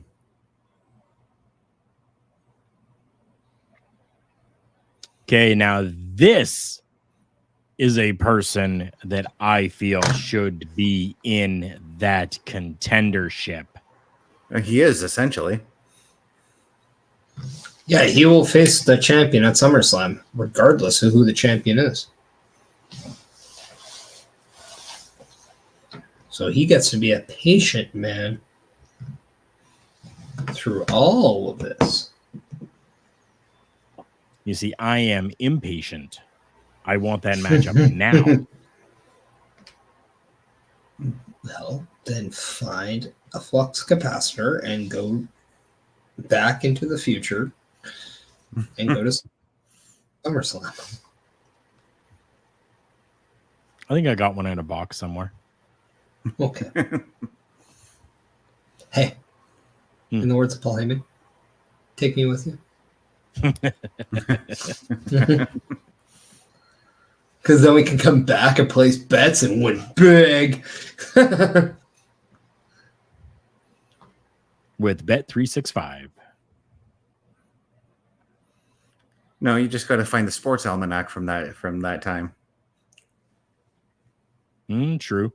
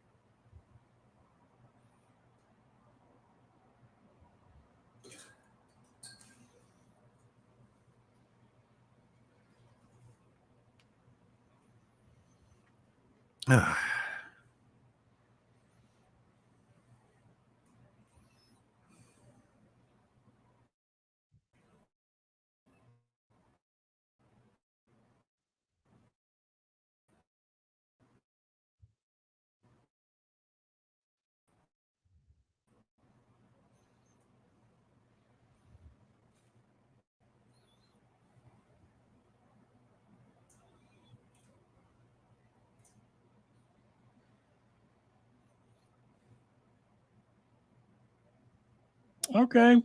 Okay. Good for Gunther. Okay.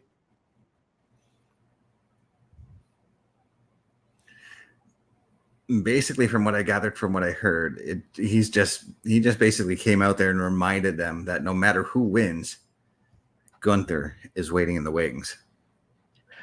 Pretty much. And he said that he's going to be watching this matchup, and that he's almost kind of happy about this matchup happening, because he is going to be able to face the best.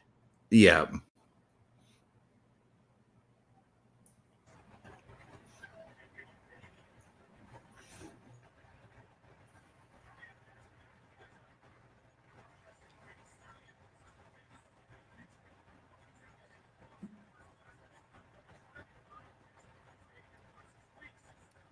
Ooh, ooh, ooh.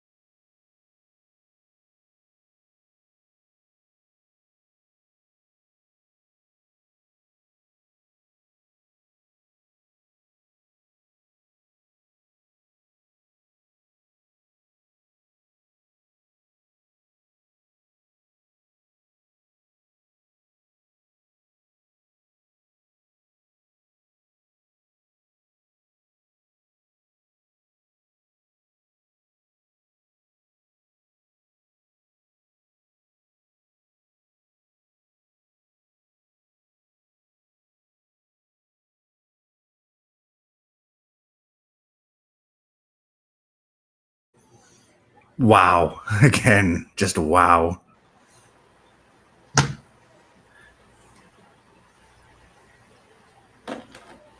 I enjoyed that cinematography that was there. The usage of the VHS, the usage of the two people that are there, and then the coming to the very end, showing both of them with those, camera shots that they're able to do.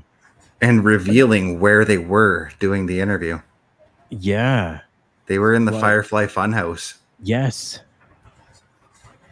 Like, just and giving us just a couple more little tidbits of info, especially with that whole, I knew it was going to come to that point at some time because, the IWC has gone off on this multiple times saying, isn't this a disgrace to Bray's legacy? Bray would have wanted this. Right? But we just kind of got that answer. Yeah. So. But even knowing, like, when we knew back in January that this angle was coming,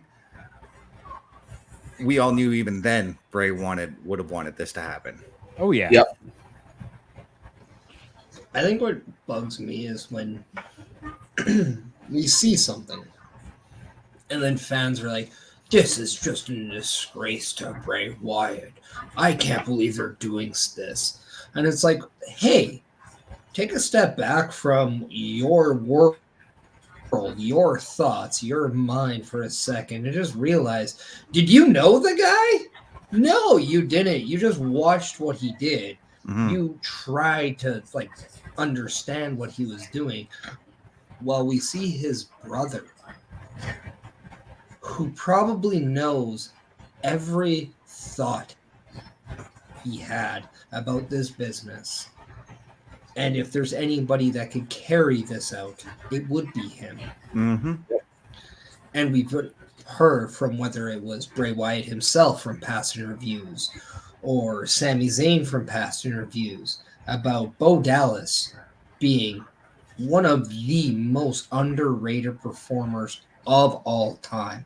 Mm-hmm. And this is now your introduction to just how good he is going to be. Because the only person in that segment was Bo Dallas.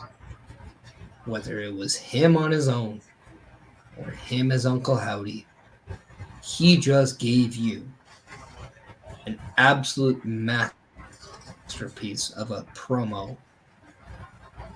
And you are still enthralled, captioned, and absolutely mystified with intrigue with what's happening next, just like you were with any cryptic Bray Wyatt promo. Yep.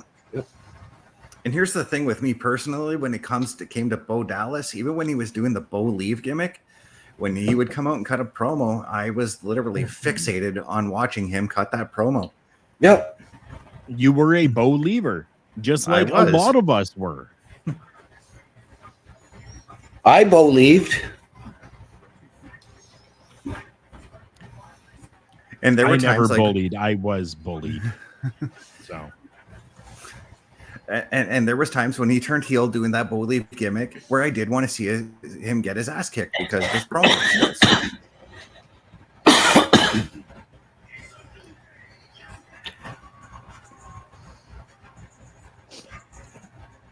How much longer is this New Day gonna be a thing?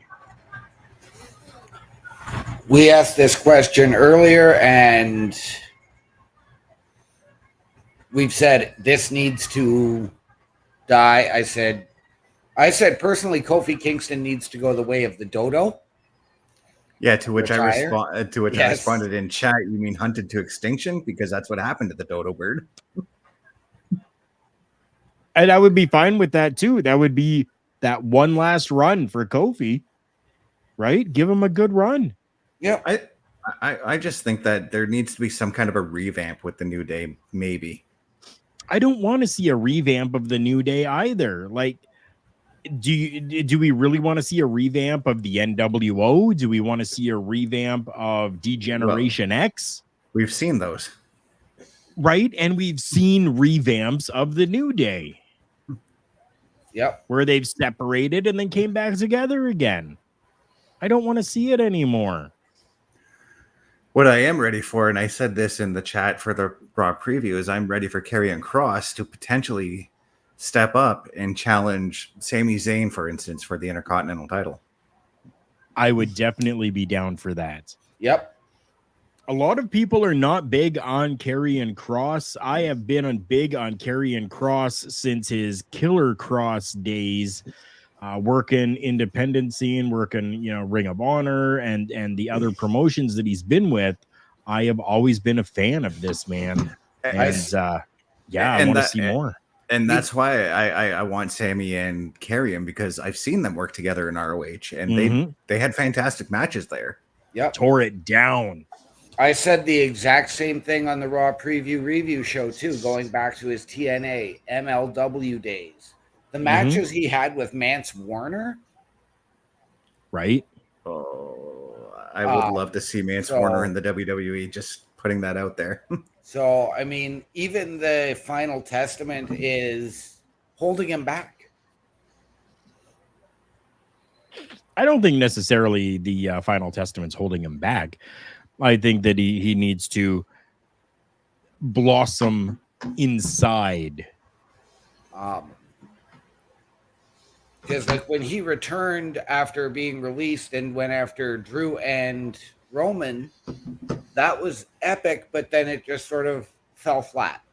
Okay, so let's put that into perspective, though, because when that happened, that was under the McMahon regime still. Yeah. Now that we're under the go ahead. Now that we're under the Hunter regime, it's going to be a bit different. If we are I'm taking a wait and see approach on what they do with Karrion Kross. And it is going to be a slow burn to get him to the level that we want to see him at. I'm fully ready and on that ride, I want to see a return of Fall and Pray. Yes. I want to see Scarlett come out there. The black and white, come out there to the ring with the microphone, do her thing. That I would love to see. And there's no reason why you can't have AOP coming out as well. You've got that Final Testament faction that is there backing Karrion Kross, but still having that classic Scarlet Fall and Pray gimmick going on as well. Sometimes for an individual to grow, the team and faction needs to grow. So if we start seeing more from them and more of them, then we may start to see some blossoming of all of them. And I think that's the whole thing that they're doing with the New Day. The New Day is just basically there to help get them over that hump, I hope so.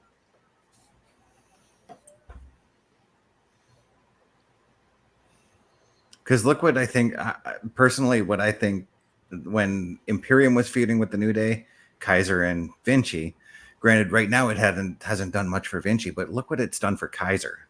Right. And I say right now because Vinci's been taken off TV. We assume that he's going to get repackaged because he's been drafted to SmackDown. Right. Not too much of a repackage, though, I hope. No. Yeah. I think you'll just see him do what he was going to do in NXT. Yeah. Yeah. What Giovanni Vinci was really designed for.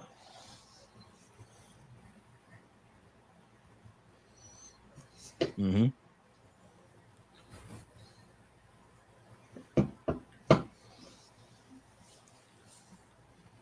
Yes, it sounds like I have a street sweeper right outside my living room window, so we can't hear it. I can't anyways, so. Yeah, I heard motorbikes by your house earlier, so. That would explain why he has no sleeves on.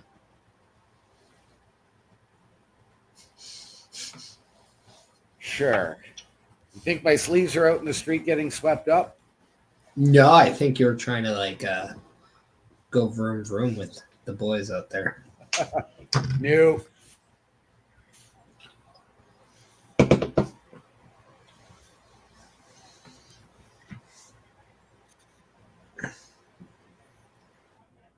I'm actually glad that we do the show in the evening, because every day I can hear lawnmowers and stuff outside my apartment.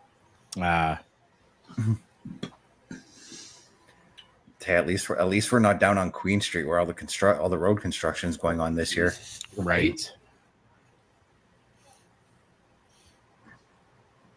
It was pretty rough down there today. There was a lot of stuff going on for construction.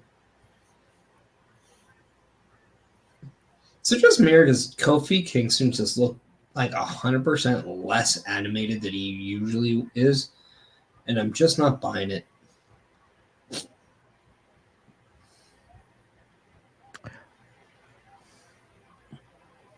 What was just said there? The same old stale act? Like he's just, I kind of like that finish.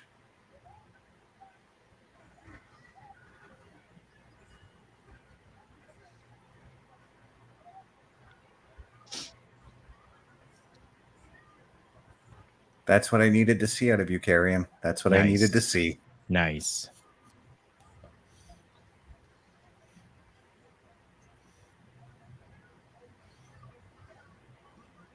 It's more like a fireman's, like a scoop slam version of the F5. Mm-hmm. Yeah. I liked it. It was all right.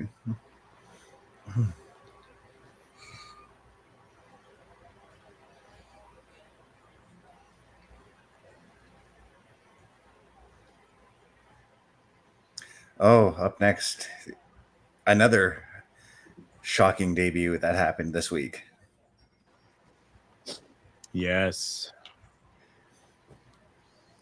And it's funny that when this happened, because it was like, I said the guy's name and he didn't appear because it wasn't Joe Hendry. Right. But I mentioned Jacob Batu, and seconds later he shows up and does what he did. So what are your guys' thoughts on Jacob Fatu then? I absolutely love him. Okay. OMD? I'm interested to see where they go with him, what they do with him. If they keep him with the Jacob Fatu name, we know that apparently today they already filed to trademark the Samoan werewolf name. Yeah, it's going to be used as a nickname. They've used Jacob Fatu on television multiple times. Triple H has said it multiple times on the Pat McAfee show. He is Jacob Fatu. That is his name. Samoan werewolf was the nickname that he had, and then I think if we get what we've known, we're in for a delight. But I do think, just by visual look, he looks in way better shape than he's ever been. Mm-hmm. Yeah, he's right there.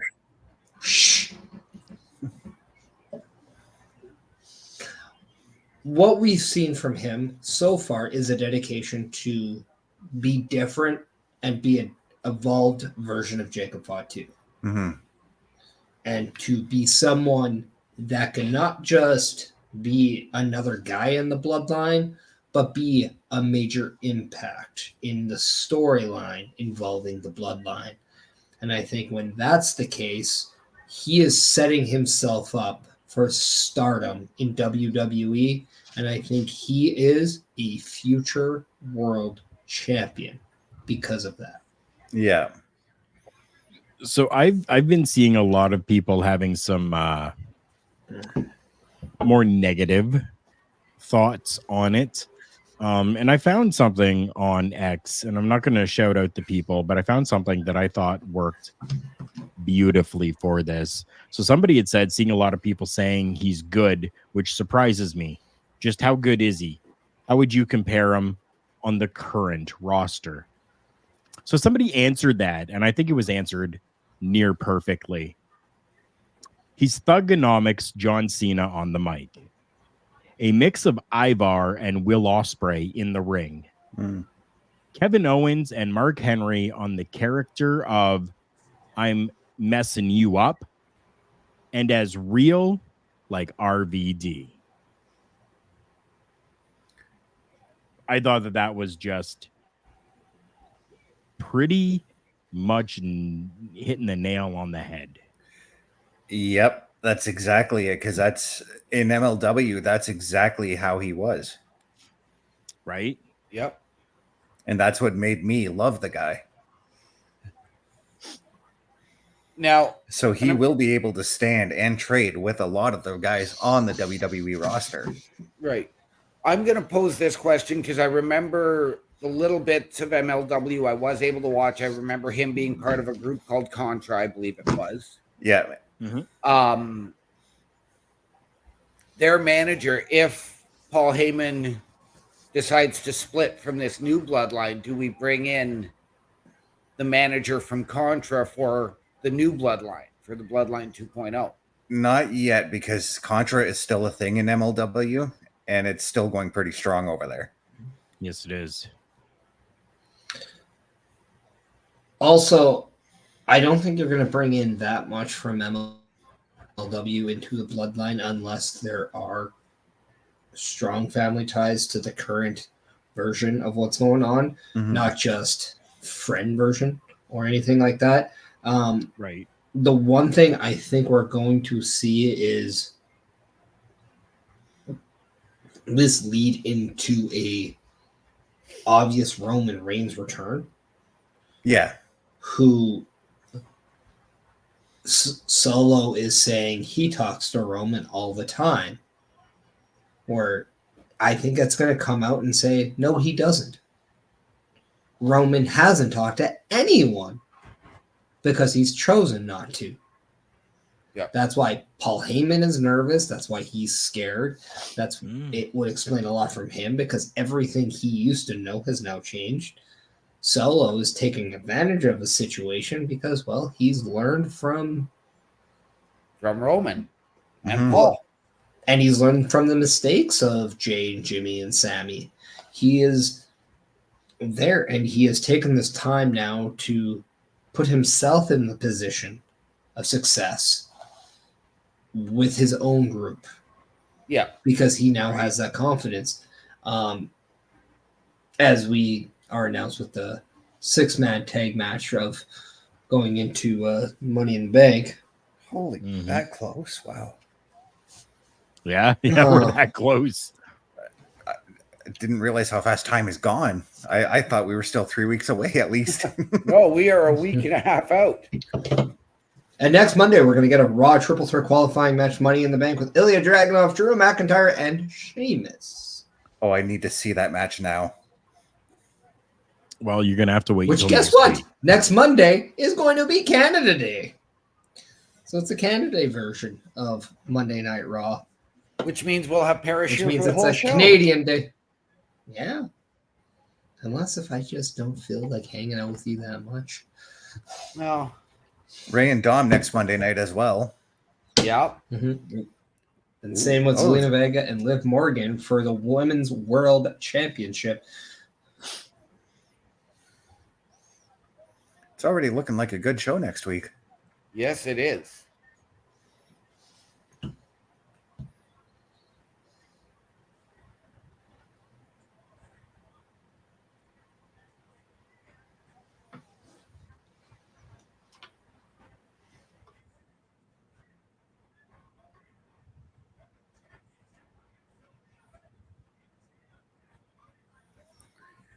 Tag team title main event coming up, boys.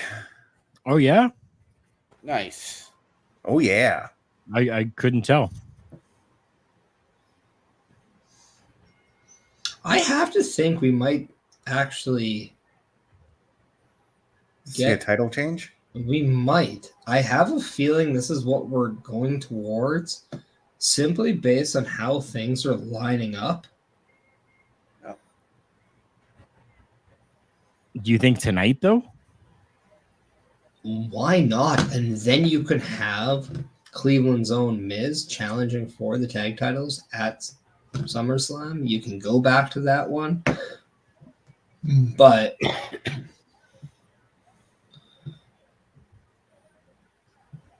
there's just something in me that thinks like why else, do we have a tag title match in the main event? Mm-hmm. With all the things leading towards the tag title match, with Damian Priest saying Judgment Day needs him more than he needs the Judgment Day. If it's not designed around something involving this match. Mm-hmm. Now, there could be something else surrounding this match. Right. Mm-hmm. But I just have a feeling we're seeing a title switch. I would be okay with it. I mean, I love Awesome Truth, don't get me wrong. But I would be okay with this. And I think, again, it leans back towards them trying to get the Judgment Day all the gold and be that dominant faction, much like the Bloodline was. And I'd love to see Dom get some singles gold again. What if we are about to see JD and Finn wearing tag straps while Damian Priest is the champion, and then Dom is your Money in the Bank? Oh.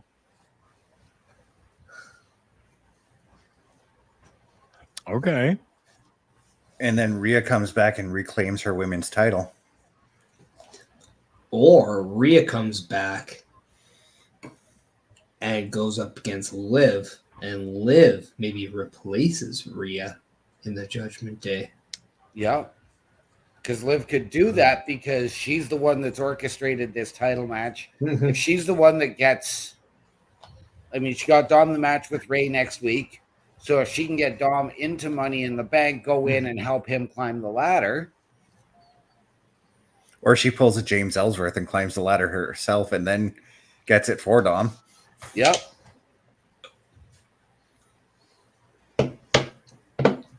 And then she comes back, Rhea comes back, and well, with everything that Liv's done for us, Rhea,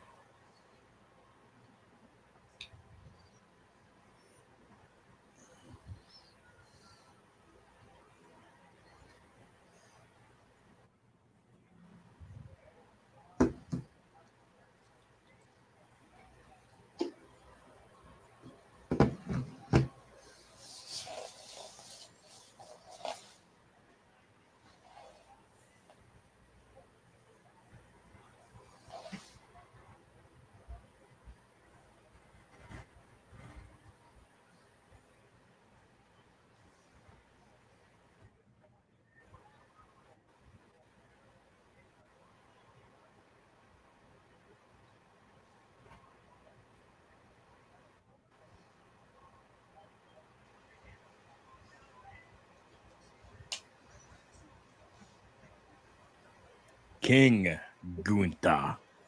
Now, I know that Raw is in Ottawa on July 8th, but wouldn't it make a little bit more sense if they would have had that a week earlier and had Raw in our nation's capital of Ottawa on July 1, and then it's a week in Canada? You keep Raw in Toronto. SmackDown, you can take that to like Buffalo or somewhere close.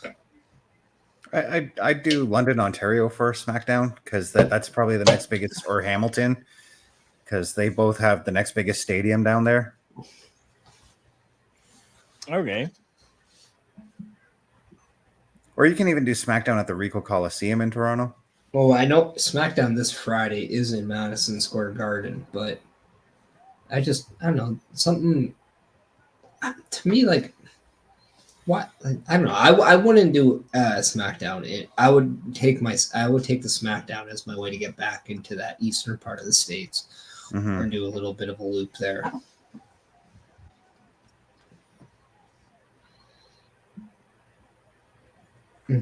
Also, right now the Raw tag titles also don't have personalized nameplates on there either. True. Very true.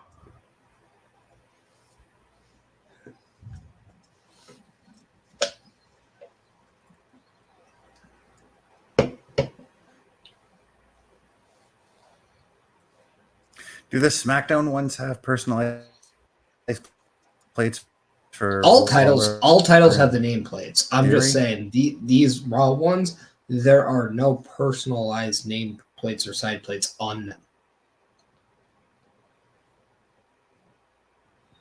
And sometimes that means either something is going on with the other set, or it is designed for a title switch. Yeah.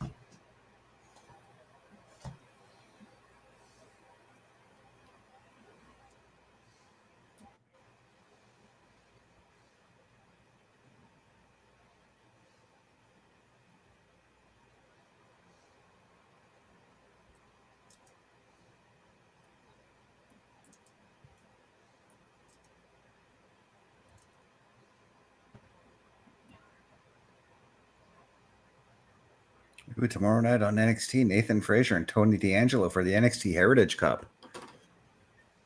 Yep.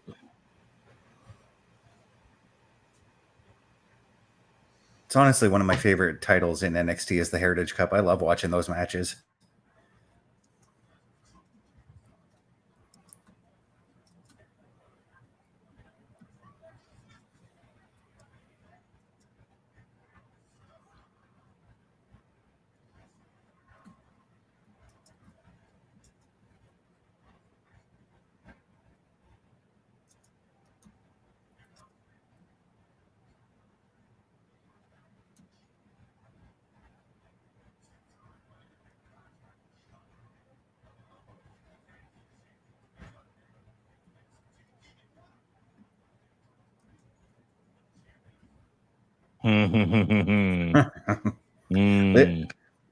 Carl, I know you're not going to complain about this, but Liv has been all over the show tonight. I know. I'm fine with that. And then we go to commercial. Oh.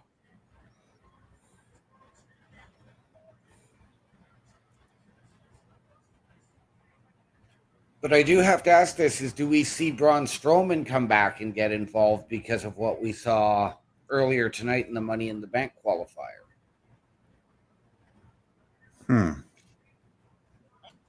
I don't think so. Yeah, because I think you need Braun to kind of sell what happened. You could have him show up next week and attack somebody one of the Judgment Day.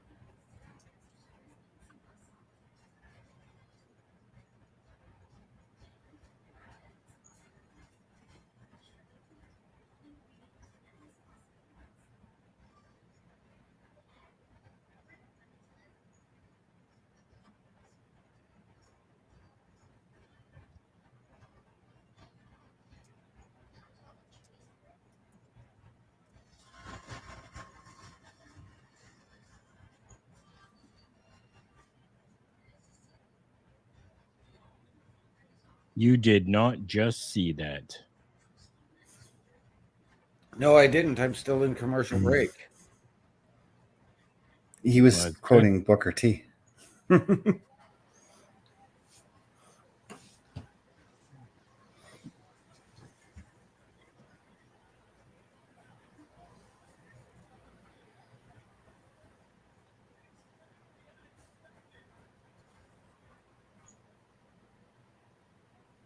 Okay, I was just about to ask where did Liv go, but I still see her there.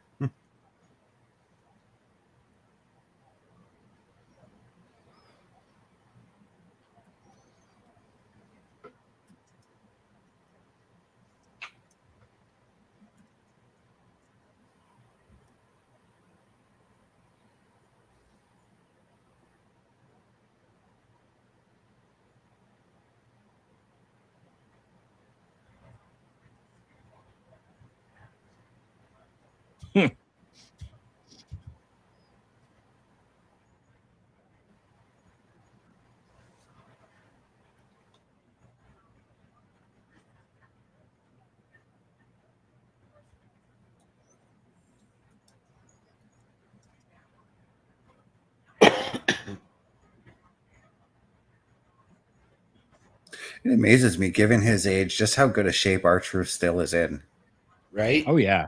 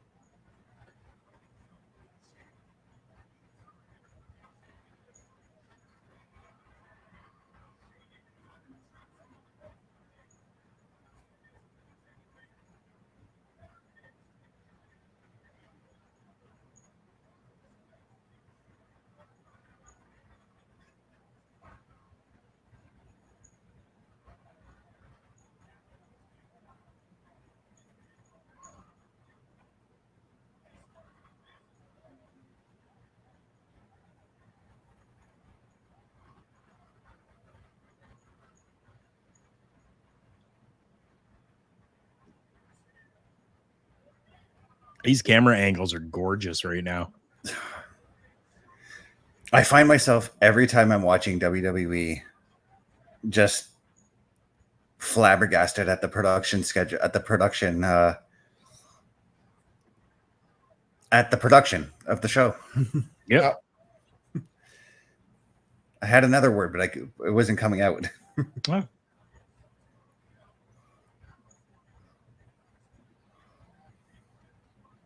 Good on Miz. Wow.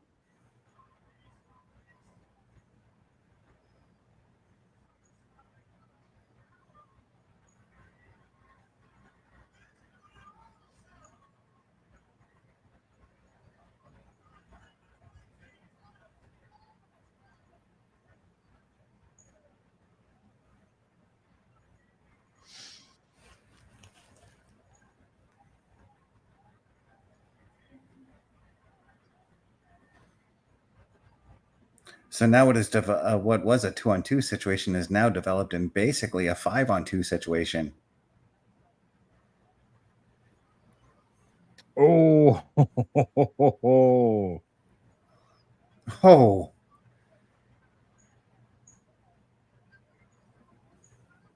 That high angle shot, that's one of my favorite shots. Oh, that high angle shot's one of my favorite shots that they've been doing lately. Yeah, that one. Yeah. Oh my. Okay.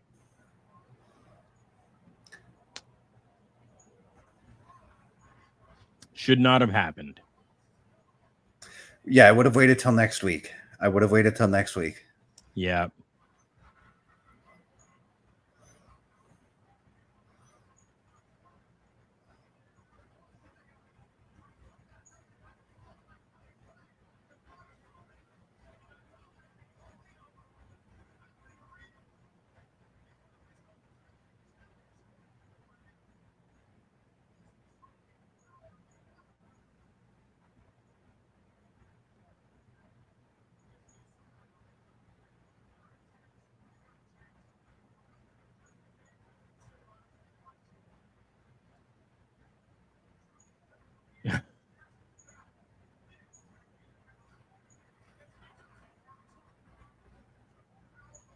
Oh, the crowd got that taken away from them.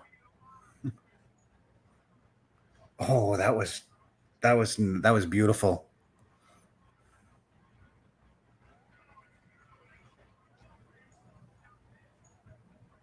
Ooh, talking that drop kick.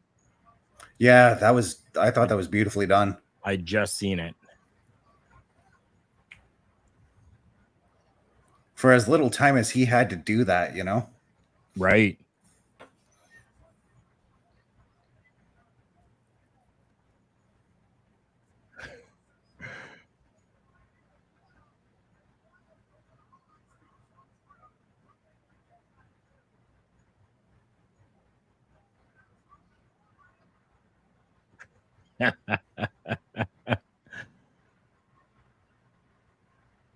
Oh.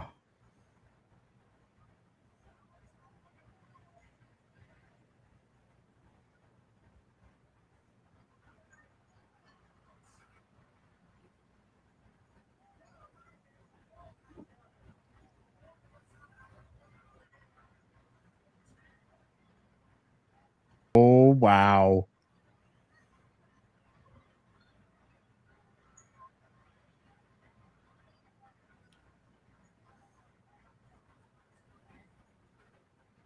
Oh. Parrish called that.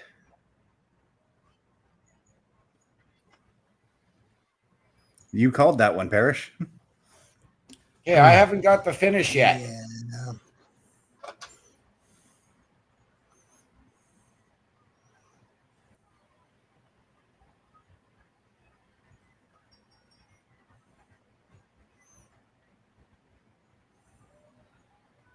Now I've got the finish. Yeah, but when I said that, OMD, you clearly had to have seen where it was going. Oh, I did, but you don't spoil it for me. That But honestly, if I'm being honest, I didn't see Liv Morgan coming out in this match. Oh, I did, of course. That change in her look and demeanor. Yeah. It was kind of like the whole thing was orchestrated by Liv Morgan, so of course she was going to get there. Mm-hmm. My thing is, does Miz turn on R-Truth, because R-Truth is just R-Truth, and Miz is frustrated with it.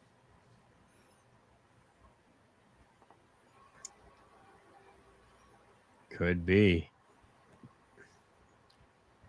Okay, I gotta say, I like the look that JD and Finn give at the end there.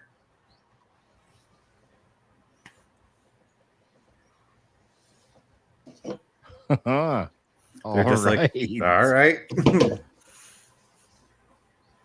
I mean, a win's a win, right? True.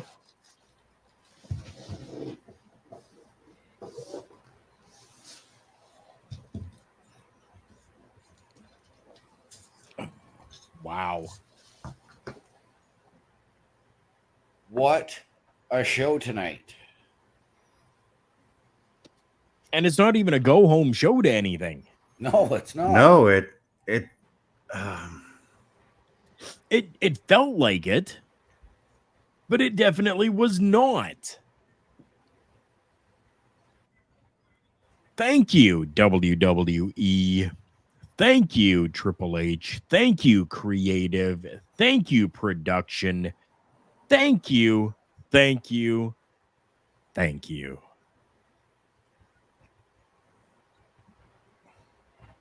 A reinvigoration